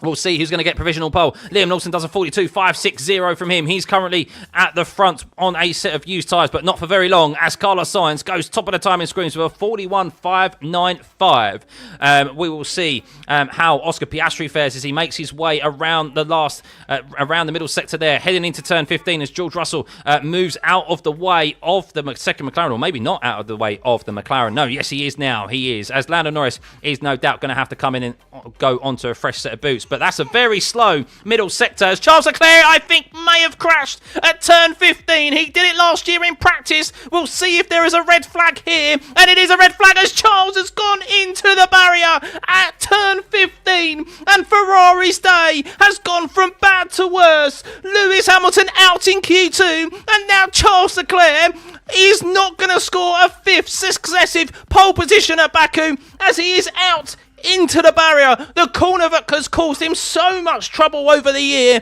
And well, I expected we would see someone crash into that barrier this weekend. I did not expect it to be Charles Leclerc. And yes, he is fully straight into the barrier, front right suspension broken. He slaps the steering wheel in frustration. He chucks his gloves into the cockpit. He is a man who is not happy, and understandably so. He is off. And well, that has thwarted not just Lando Norris and Oscar Piastri, but Max Verstappen, George Russell and Kimi Antonelli. And well, I think Lando, well, is that the luck he needs potentially? As Oscar Piastri could maybe have been getting on provisional pole here after Lando had his lap interrupted by a yellow flag brought out by George Russell. As I'm watching the replay of Charles Leclerc as he goes down into, and he just locks up. Big lock up from Charles Leclerc straight into the barrier. And yeah, not much else to say about that. Turn 15 bites Charles Leclerc on the behind again. And, well, one more red flag for a new record here at Baku. That's our 5th red flag today, guys. 3 in Q1, 1 in Q2, and now 1 very early on in Q3. Carlos Sainz is currently on provisional pole. He's currently on provisional pole. Unbelievable. It must be the water. Crazy, absolutely crazy here, guys. Yes, Charles Leclerc out in this session, so he'll be starting 10th because you do suspect everyone else will be able to set a lap time unless they decide to crash. But even so, Charles Leclerc was the first to crash out of those, so he will be out of this Q3 session. And, well, Ferrari. What more can be said here? It's raining. Oh dear, it's raining. Oh my God. It's raining. This session is crazy. If it rains now, oh my God, if it rains now, Sainz could be on pole. We could have Sainz, Lawson and Hadjar starting at the front tomorrow if it tips down and there is no improvement of the track surface out there because they got laps in on dry tyres. Crazy scenes right now. I'm not entirely sure how heavy it's raining out there on circuit. It doesn't look like it's sufficient at the moment. Antonelli is reporting the track is so slippery. The white lines are like ice. Oh my goodness, Carlos Sainz, could he be on pole position? Could Liam Lawson be in second? Could it be a top 3 for tomorrow for the RB? We will see. 100% it must be the water. We will keep an eye out, of course, on the weather conditions. But at the moment, there are ponchos out in the stands. The audience, yes, there are visible. There are... As Sainz says on the radio, you can start dancing to see if it rains harder. No, he wants the rain dance. He wants the Williams mechanics to get out there and start doing their rain dance because, yes, if it rains harder, there's still positions to play for here. But for Sainz, Lawson and Hadjar, they would be the front 3 for tomorrow. What a crazy turn of events we have here. Charles Leclerc, this red flag, our 5th red flag that we've seen today in this qualifying session. We saw none in practice, but so often, so close were drivers to bidding it. And, well, when they're on the absolute limit, they go beyond it. And we see crashes here where there's no room for error. Wow. Mexican way through ponchos. I don't know. Is it ponchos the right word? I don't know if it's ponchos, anoraks, whatever you want to call them. The weather is gusty wind and drizzle. We will see. Charles Leclerc tried to put his friend on pole. Oh, it's quite a significant amount of rain coming down now, guys. What I'm seeing from the TV coverage. Antonelli, Antonelli is now being noted for a red flag infringement. He's been noted for a yellow flag infringement in Q1. Now he's been noted for a red flag infringement in Q3. This is crazy. Well, the matter of the fact is here, guys, is that even if the track is dry, let's say it is dry, but if the white lines and the curbs are slippery, you need to use all of the curbing here and all of the white lines possible. You need to use all of the track to go as quick as you can. And, well, a 41.595, you're going to lose a significant amount of time not utilising all the track surface. So it's going to be interesting. It's going to be interesting to see how quick they can actually go. And I don't think they'd be able to get down into the 41s, to be honest with you. We will see. We will see. A very dark cloud has just passed over. There are some rain droplets on the camera. It is, I would say it's raining enough, yes, to make the curbs slippery, but not enough to form a wet line. So, let's see. FIA will delay it like always and spoil it. Oh, don't say that, Swim. Don't. I wasn't even thinking that. Let's not do that. Let's not do that. If they can get a couple of laps of warm-up, they might be able to dry the curbs enough. Well, they won't want to use the curbs, will they? Sires must be giddy right now. He is praying. He is fingers crossed, toes crossed, arms crossed, everything right now. Eyes crossed. To ensure that he can start on pole position tomorrow. That is what he's hoping for. We don't have a predicted yet time of resumption here yet. That's the key factor. We have 7 minutes remaining, just over, but we don't have a estimated time of resumption yet, and I'm hoping we get that sooner rather than later. Come on, F1. So now we're into 1.5 hour quali session. Is there a time limit? I don't think there is. I think they get as much time as they want, to be honest with you. Oh, some people can't handle the Sainz dominance. I mean, what's the point of getting happy? Sainz isn't winning tomorrow. It's not even about the winning. It's about the fact that he's starting out up front. It's a pole position, and anything can happen behind you, especially as we've seen before. We've seen many times before when it comes to Baku that there's first lap incidents. So no further investigation. Red flag infringement. Yep, all good for Kimi Antonelli. That. He's provisional pole at the moment. It still says it's raining, by the way, up here.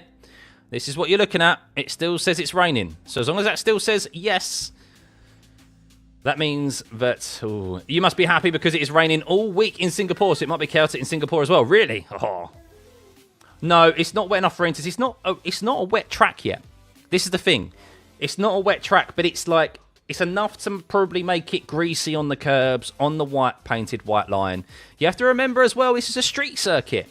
There are street lines that aren't designed, as we saw in Australia, of course, very, very different conditions right now, nowhere near the treacherous conditions we saw there. But the reason why they had so many issues is because those white lines, they weren't the paint, the specific paint that is designed to aid traction. They're just standard road markings, and we have that here at Baku as well. So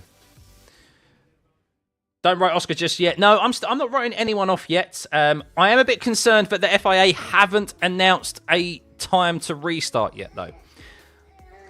I'm a little bit concerned. Now, they've got a double yellow at the moment in turn 15 still, so they're clearly still trying to repair that Tech Pro barrier that Charles Leclerc went into, but I didn't think it would take this long, but we'll see. Hopefully we get... I don't want them waiting for this track to dry. That's what I don't want them to do. Just keep going. Ferrari not going to be in top 9 for my birthday, by the way. Might climb through, though, still. The longer the delay, the more rain on track. That's true. Yeah, that's true, Taka. Yeah, to be fair, I'm thinking about that, yeah.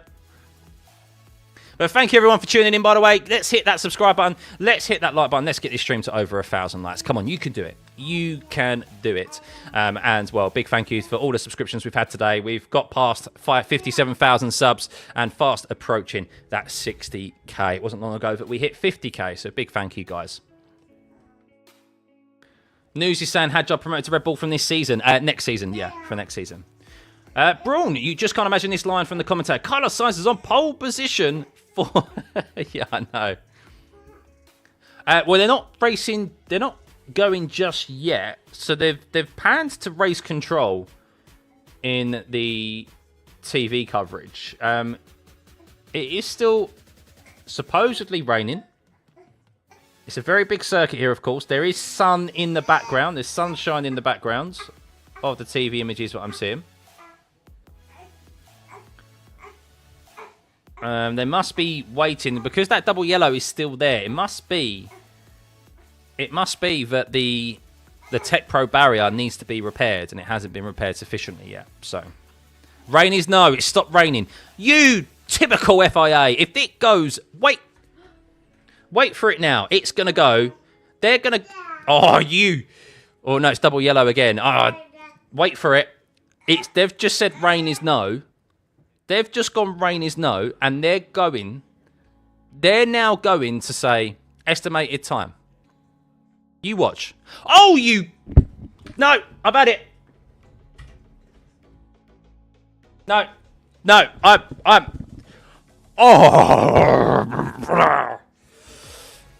Oh, it's the only thing. It's...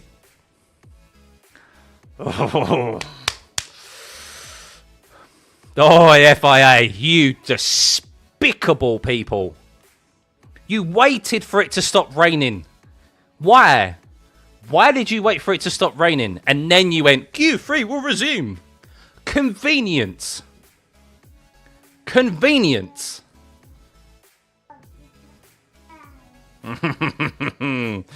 Oh, right. Let's see. The track surface could still be...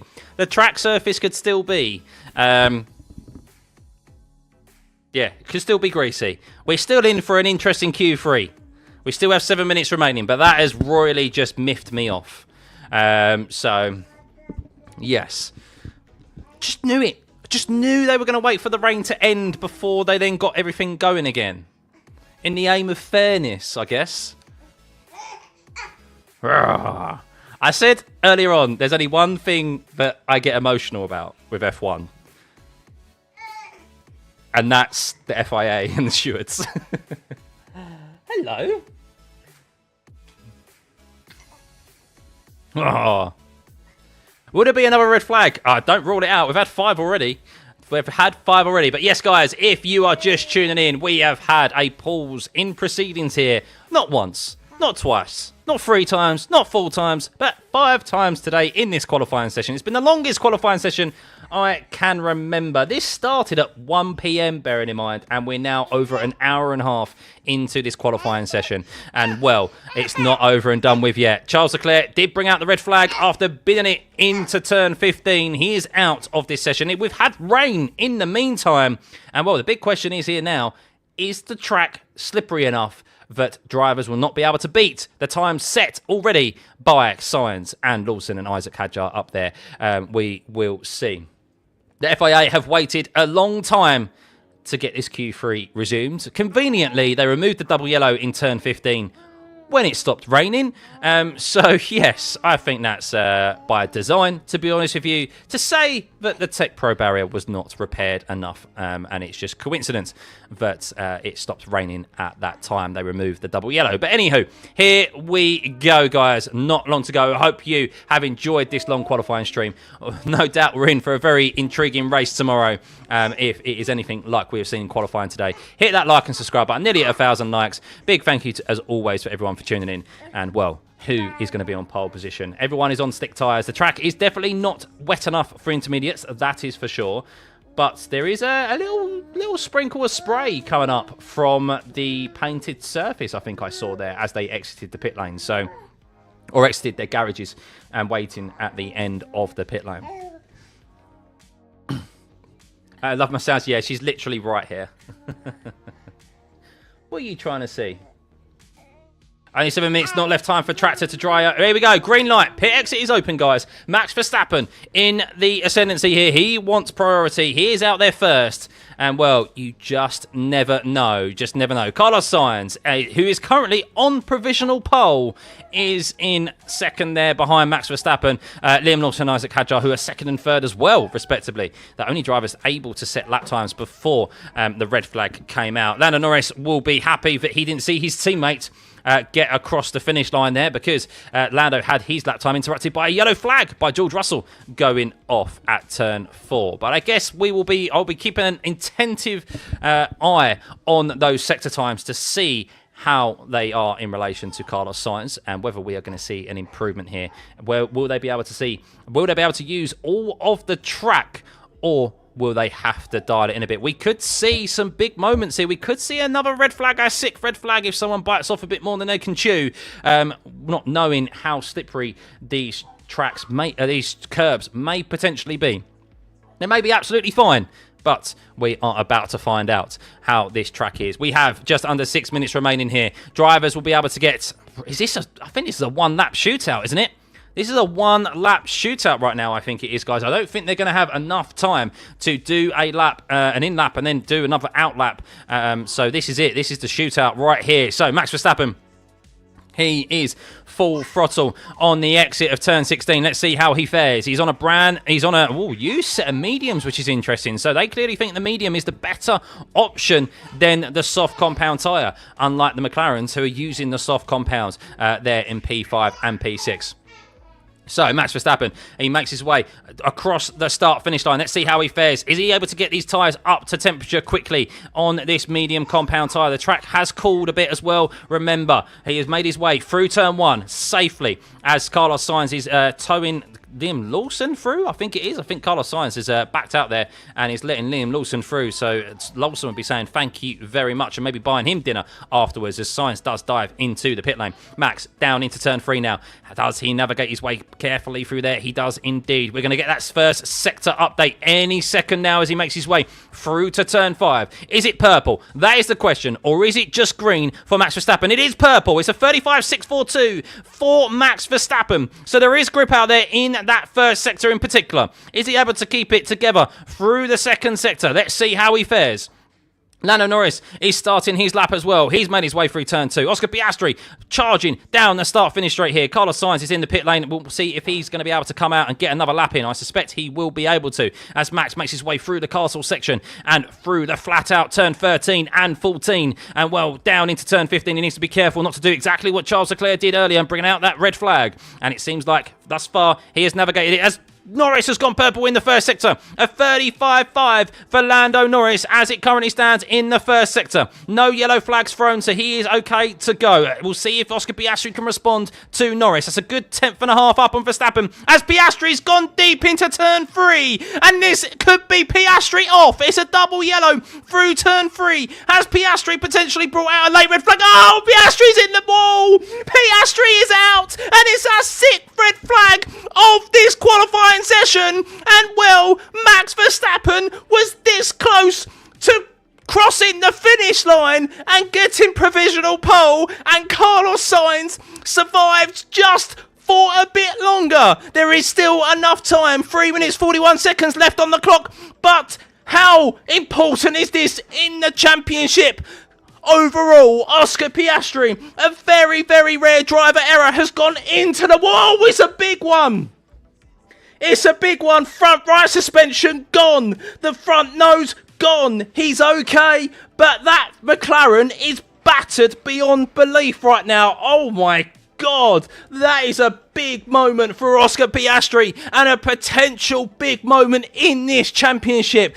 Two drivers, Charles Leclerc and Oscar Piastri, fighting it out for pole position today, are out of this Q3 session. He will still start in the top 10, of course, and Lando is still yet to set a lap here today in Q3, so it is not over by any means, but that is a fair amount of damage to that McLaren of Oscar Piastri. And well, I guess the question will be, can they get that car repaired by tomorrow, and will he have to take any penalties for new parts as the car just locked up mid-corner? He slammed the steering wheel. It's an odd one. It's another odd one. I wonder if there was a gust of wind. There was just understeer, a lock-up through mid-corner. Odd. Very odd. We've seen some moments, some odd moments from these cars at the Windy City, and I am attributing a lot of it to the wind. So yes, Oscar Piastri out though. Verstappen was this close. He was full throttle. He could see the start-finish line, and then the red flag came out. Carlos Sainz, it cannot believe his luck right now.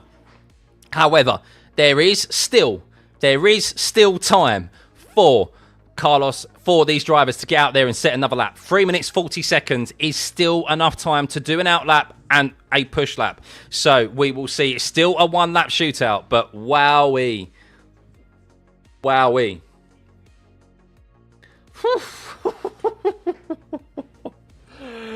Oh, God. That's the first mistake since Australia at the start of this season we have seen from Oscar Piastri, guys. Of course, that moment that he had in those treacherous conditions, he can be forgiven for having a moment there. And he ended up recovering to a P9. But in this race here, this scenario right here, he has made a crash. Norris made a big error in Saudi Arabia, crashing in qualifying as well. And Piastri has just done the same here. Wow.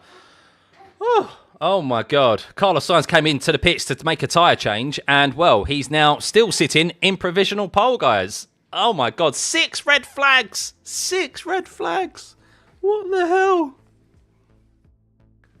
We're approaching the 2-hour mark. This is the longest qualifying in F1 history, isn't it? This is absolutely crazy right now. Oh, and we still have the race tomorrow. We still have the race tomorrow. Sainz needs to go in the pit lane first so he can hold everyone up as much as he can. Oh, he does, doesn't he? Yeah, but he doesn't want to ruin it, though. Hello. I know. What a qualifying this has been. The quali is longer than tomorrow. Yes, qualifying. Oh, Max Verstappen. Red flag infringement. Oh, it's not over with yet. Oh, my God. I can't imagine he's going to get red flag infringement, to be fair. He was full tilt. Max was full tilt. Like, looking at the finish line. He did slow. I don't think he's going to get penalised for that. It's similar to what Antonelli did. So I think Max will be okay. Same as Kimi. Yep, agree, Mike. Same as Kimi. Oh. Broderband Gaming. Good to see you. Good to see everyone, by the way. Welcome, welcome. If this is your first stream, if this is your first watch along that you have tuned into, by the way, what a time to tune in. What a time. What a stream to tune in. Unbelievable, by the way. I hope you've enjoyed it, and I hope this qualifying session is... I mean, we try and make it as eventful as possible. Oh... no, he said I can't make the pit entry. Yeah, no, that's fine. Yeah, he'll be fine with that. Red flag infringement. He slowed dramatically when that red flag came out. He was past the pit entry. He couldn't make it. That'll be removed. So, yeah, he'll be fine. Sainz needs to bin it on the outlap and calls another red flag to clinch pole. Oh, imagine. Imagine. Woo, shenanigans, maybe. Shenanigans. We will see. There's no rain. The rain is holding off just for now. Oh, my God. After a single unlucky season, people have started to assume Sainz has fell off like Daniel Rick, but I don't think so. I actually think he's had a lot of bad luck. Maybe this is his moment to get that luck returned. However, I do also think that his performances haven't been up to scratch, and I think he has been comfortably outperformed by Albon this year. So, and we all expected better of him, but yes, he has had some very bad luck. Is the Q2 fastest tyre will be the basis for the tyre? Would he be used race day? No. That rule isn't the case anymore. Where you had the tyre you used in Q2, the fastest lap time you set in Q2, you don't have to start the race on. They're trying to set a new record of most red flags in quali. I know. FIA wanting reverse grids. This is the next best thing. No, there's not a Q4. The missus just asked me. Like, she couldn't remember. Is there a Q4? That's how long this session has been.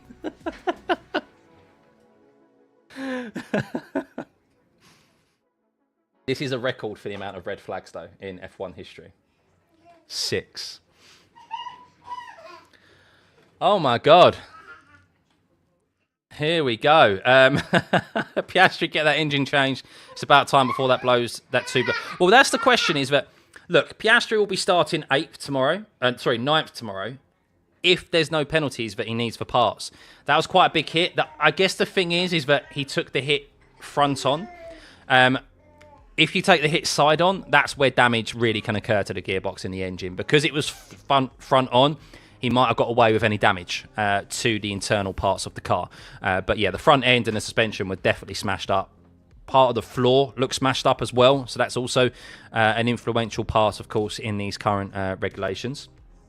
But just watching Oscar Piastri, and yeah, it was odd. It just went straight on through the mid corner. So just watching the onboard now,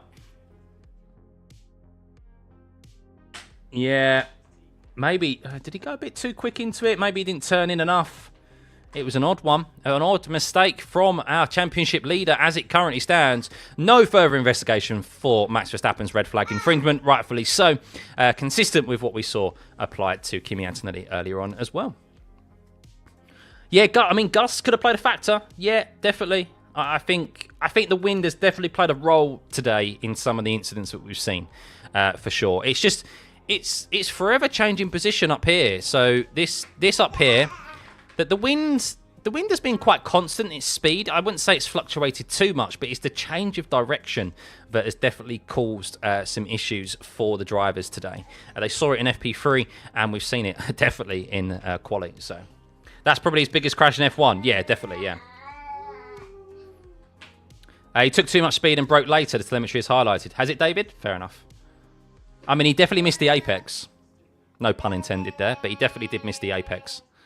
And so, yeah, he probably did carry too much speed, locked up. That's normally what you get from a lock-up, but sometimes, yeah, the wind direction, bit of gust of wind can change that as well. So, imagine if we have proper rain tomorrow, every lap red flag. I mean, maybe the cars are sensitive because they're very light and they're advanced aerodynamic systems. It's more so the advanced aerodynamic systems, not because they're light. They're the heaviest cars in F1 history, but it's because they're so sensitive, yeah, to the aerodynamic flow. 50 laps behind the safety car tomorrow at this rate. Still no time of resumption here. Of course, that was a big crash by Oscar Piastri. That is why he is currently unhighlighted. What's the right word?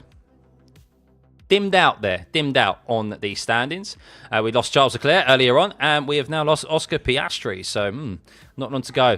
Well, I say not long to go. There's 3 minutes, 40 seconds remaining. But this is really last opportunity for these guys. They're going to take at least a minute to get round and start their lap.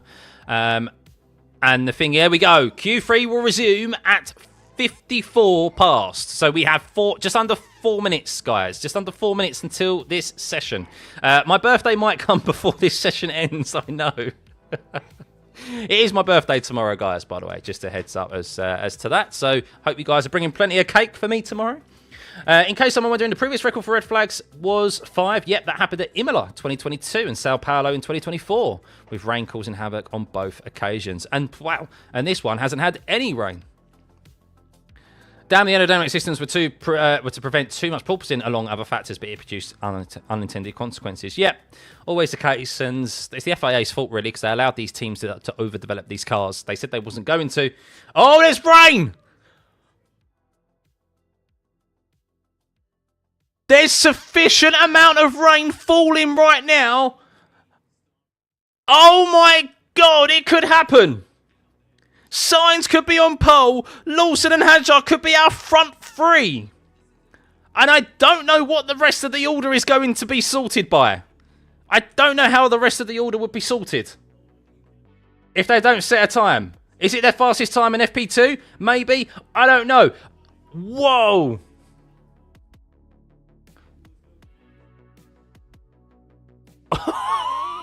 The FIA will just wait again. Yeah, that's going to be delayed now. Wait for Q3 session delayed. Wait for Q3 session delayed. But it is raining. It is raining at the top there, highlighted. It's getting quite dark out there as well from the TV coverage. It's getting quite dark. We're from 60 to 180 after I shouted rain. It is raining. Thank you for the 2, Andy. Much appreciated, by the way. Much appreciated. Qualifying to resume tomorrow is probably what they're going to say. Oh my God. Where is it raining? I mean, it's not raining down the start-finish straight. So wherever it's raining, it's not there. It's not there. But we have just seconds. Well, I say seconds. We have just over a minute until this session gets back underway, guys. Big thank you, as always, for tuning in. This is the longest qualifying session I have ever commentated on. And, yeah, I imagine it's the longest one you've all been a part of as well. Bearing in mind, we have a 2-hour time limit for a race to be completed. We are nearly... It's going to be 2 hours before this session first started at 1 p.m. So, Oscar Piastri... just said, I just braked a little bit late. He said in himself, I haven't seen any data, but I just braked a little bit too late. So driver error, rare driver error from Oscar Piastri from his own words, from his own mouth there. So here we go, guys. Not long to go. Yes, please, big thank you for everyone for tuning in. Over 1,000 likes. Hit that subscribe button. Let's get this to 60,000 subs. Is there a... There's surely 2,000 of you in here haven't hit that subscribe button. Go on, you can do it. You can do it. But, oof. Hey, Jen, long trip from Europe to Asia, and I thought I'd missed the quali, but no, it's still on. That's bad. 27 minutes to go until the longest quali. Here we go. So, drivers are waiting at the end of the pit lane. And, well, Lando Norris is the driver at the front. Carlos Sainz is behind him, I believe. Carlos Sainz is the driver. Yes, so Lando Norris leads, and Carlos Sainz is the driver behind Lando. Intriguing. Green light, pit exit open. Here we go, ladies and gentlemen. 3.5 minutes remaining of this Q3 session, of this overall Baku qualifying session for the Azerbaijan Grand Prix. We have lost Charles Leclerc. We have lost Oscar Piastri. How important will that be come the end of the season in this championship battle with his teammate? We have seen 6 red flags here today. I didn't think we could see that many. Boy, have we had them. That is a record for an F1 qualifying session. But there is rain in the air. As you can see, it says yes to rain. But how heavy is that rain? Where is it currently falling? And where is it sitting out on the track? We will see. Carlos Sainz is on a set of mediums. Max Verstappen is on a brand new set of softs. He was so close to crossing the finish line before the red flag came out. And then Lando Norris is on the same set of softs he was on prior. Piastri out, as we know, and Russell is on a brand new set. Could George Russell, the man who is sick at the moment in that Mercedes car, could he sneak pole position here? This is not over with by any means, but it is a one-lap shootout. That is for sure. There is no more time for another push lap after this. Let's see how they fare. George Russell wants the toe of Lando Norris. Could that be influential here? I'm surprised Yuki Tsunoda isn't giving the toe to Max Verstappen, but we will see. But at the moment, it is Sainz on provisional pole with Liam Lawson P2 and Isaac Hadjar in P3. As it currently stands, that would be your front three for tomorrow. But it does look like we are going to get a push lap here. Or we could see a yellow flag, and off from a driver could thwart those behind, as we have seen from Lando Norris in George Russell going off earlier on. But let's keep an eye on Lando Norris, shall we? This is the moment for Lando to capitalise on his teammates' failure here in Q3. He needs to get pole position. It'd be great for Sainz to get pole, but Norris doesn't care about that now. As Sainz is reporting that Russell overtook him in the pit lane. So, we'll see if that will be allowed, as Sainz currently still on provisional pole. Let's keep an eye on Lando, though. He's approaching the first sector time. It's a 35.512 from him, so it's not a purple for Lando, but it is still quick. It's not his quickest, but it is still quick. He's only a few hundred slower than his fastest first sector time. But Sainz has gone even quicker in the first sector. A 35.3 from Carlos Sainz. Could this be within his control? Lawson has done a 35.4 from him. We'll see if Norris is going to be able to pick up the pace through the second sector, as there is an incident involving George Russell, as we just mentioned there, for a pit lane infringement. Norris makes his way down into the braking zone of turn 15, where Charles Leclerc crashed earlier on in the opening stages of this session. Norris making his way through sector 2 as Verstappen goes purple in the first sector on a brand new set of softs. It is all to play for here. He's only a couple of thousandths ahead of Carlos Sainz, though, as Lando is green in the second sector of 41.4. It's not particularly quick. These softs aren't lasting, and I think Lando might not even beat Sainz's provisional lap time here. Let's see how he fares. It's full throttle, DRS open as he comes across the line, and well, what is it for Lando? It's second. It's 6 tenths off. It's 6 tenths off Sainz. It is all to play for here. George Russell goes ahead of Lando Norris. Carlos Sainz, is he going to improve? Oh, he does in a 41.864. All eyes on Max Verstappen, you do suspect. Liam Lawson moves second. Lawson moves second. How about Kimi Antonelli? Kimi Antonelli is currently P8. He moves third ahead of his teammate George Russell. Isaac Hadjar What is happening? This is Max Verstappen's pole position to lose, you do suspect. No improvement for Hadjar. It's all eyes on Verstappen. It's across the line. Pole position for Max Verstappen. Yuki Tsunoda in P10. Where can he go? Can he get his best? P6. And wow. Max Verstappen, after all of that, Lando Norris can only qualify 7th place on a used set of soft compound tyres. But Max Verstappen is P1 with Carlos Sainz in P2. Liam Lawson is 3rd. Lawson is 3rd. Kimi Antonelli is 4th. George Russell is 5th. Yuki Tsunoda is 6th. Norris is 7th. Hadjar is 8th. Oscar Piastri is 9th. And Charles Leclerc is 10th.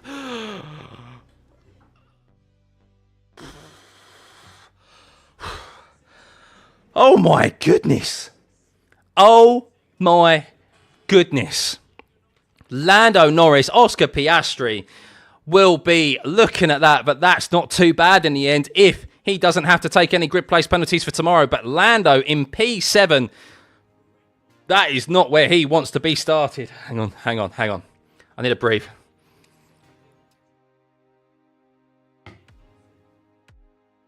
Wow. Max Verstappen, P1 of 41.117. Carlos Sainz, P2. Liam Lawson, what a lap from Lawson. P3 for Lawson, as Antonelli is P4 with George Russell in P5. Antonelli starts on the 2nd row tomorrow. A great qualifying from him, although he is being investigated for a yellow flag infringement in the 1st qualifying session. George Russell is P5. Yuki Tsunoda is P6. Lando Norris is P7. Hadjar 8th. Piastri is 9th. It could be worse for him tomorrow, depending on how much damage he has caused to his car there with that crash. Charles Leclerc similarly as well with P10. Fernando Alonso is 11th. Lewis Hamilton. I thought the big story today was going to be Lewis Hamilton not making it into Q3. Boy, oh boy, was I wrong. Lewis Hamilton in P12, Bortoletto 13th, Stroll 14th, Behrman 15th, Colapinto 16th, Hulkenberg 17th, Ocon 18th, Gasly 19th, and Albon is in 20th. Wow. I can't believe every time Norris gets a chance to really capitalise on his teammate, he fumbles in. Yeah, it was a fumble. It was a fumble. Unbelievable. I'm not sure. I think Norris might have... They said Norris might have touched the barrier through turn 15. So, yeah, Norris there really didn't make the most of it. But what a qualifying session, guys. What a qualifying session. Unbelievable. I said Max could get pole. I said he could, and there he is, up in pole position. I did think the McLarens would be up there fighting him for it, but little did I know it would be Carlos Sainz and Liam Lawson. What a great sight to see Carlos Sainz there in P2, and for Liam Lawson as well. I am starting to be a fan of Liam Lawson. I am someone who thinks he gets unnecessary criticism. But that was a great lap from him, especially considering where his teammate is in P8 as well. But the big news is, of course, Piastri and Charles Leclerc crashed out. Piastri, though, how much damage will be and how much repairs will be required to that McLaren, we will see tomorrow, no doubt. But wow. Unbelievable. When Fernando got the better of everyone, Max outperformed him. When Sainz got a break, Max outperformed him again, one of the all-time bests. I mean, Max had the opportunity to capitalise there for sure. Oh, Lawson, don't say that. Look, failing to follow race director's instructions, maximum delta time. Surely not. Surely not, but whew, what a qualifying session, guys. If you've enjoyed that, hit that subscribe button. We'll be back. We'll be doing it all again tomorrow.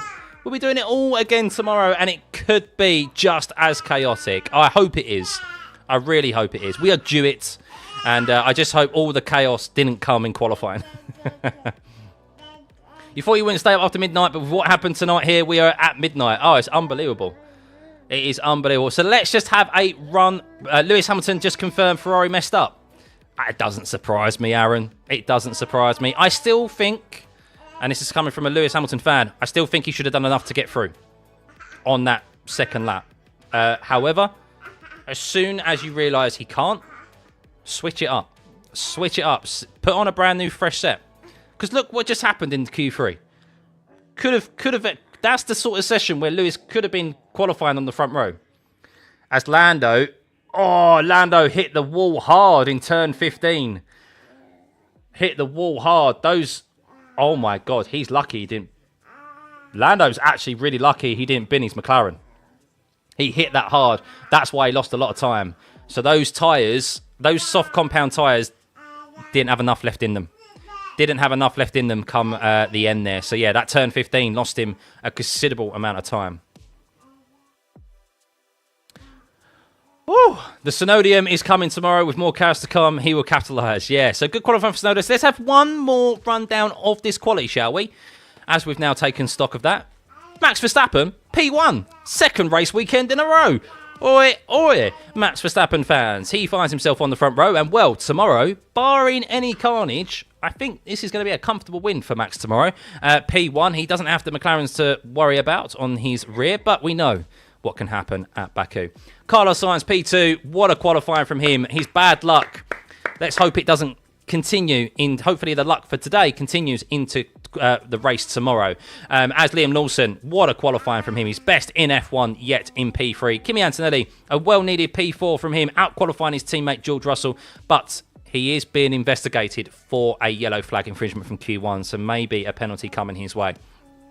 George Russell, we said in 5th. Yuki Tsunoda, a well-needed qualifying from him, but still a full second off of his teammate in P6. Lando Norris, we just discussed. Apparently, he lost 9 tenths in the second sector. 9 tenths is what he lost to Verstappen's middle sector time. So that's how much time he lost through that turn 15 corner there. Isaac Hadjar in P8. He was the last driver to set a lap time, an official lap time here in Q3, as Oscar Piastri and Charles Leclerc crashed out. And we don't know what the extent of their damage is and whether they'll have to take brand new parts, which could take them over their allocation, which would give them grid place penalties for tomorrow. Fernando Alonso in P11. And Lewis Hamilton, as we did discuss, we thought that was the biggest news of this qualifying session when it happened. Well, it definitely was when it happened.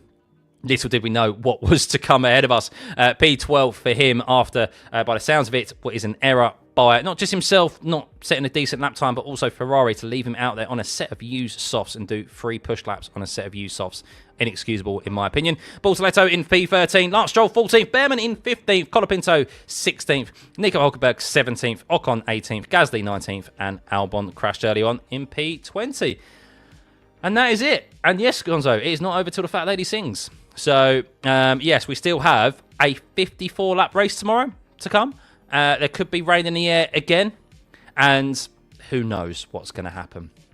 Who knows?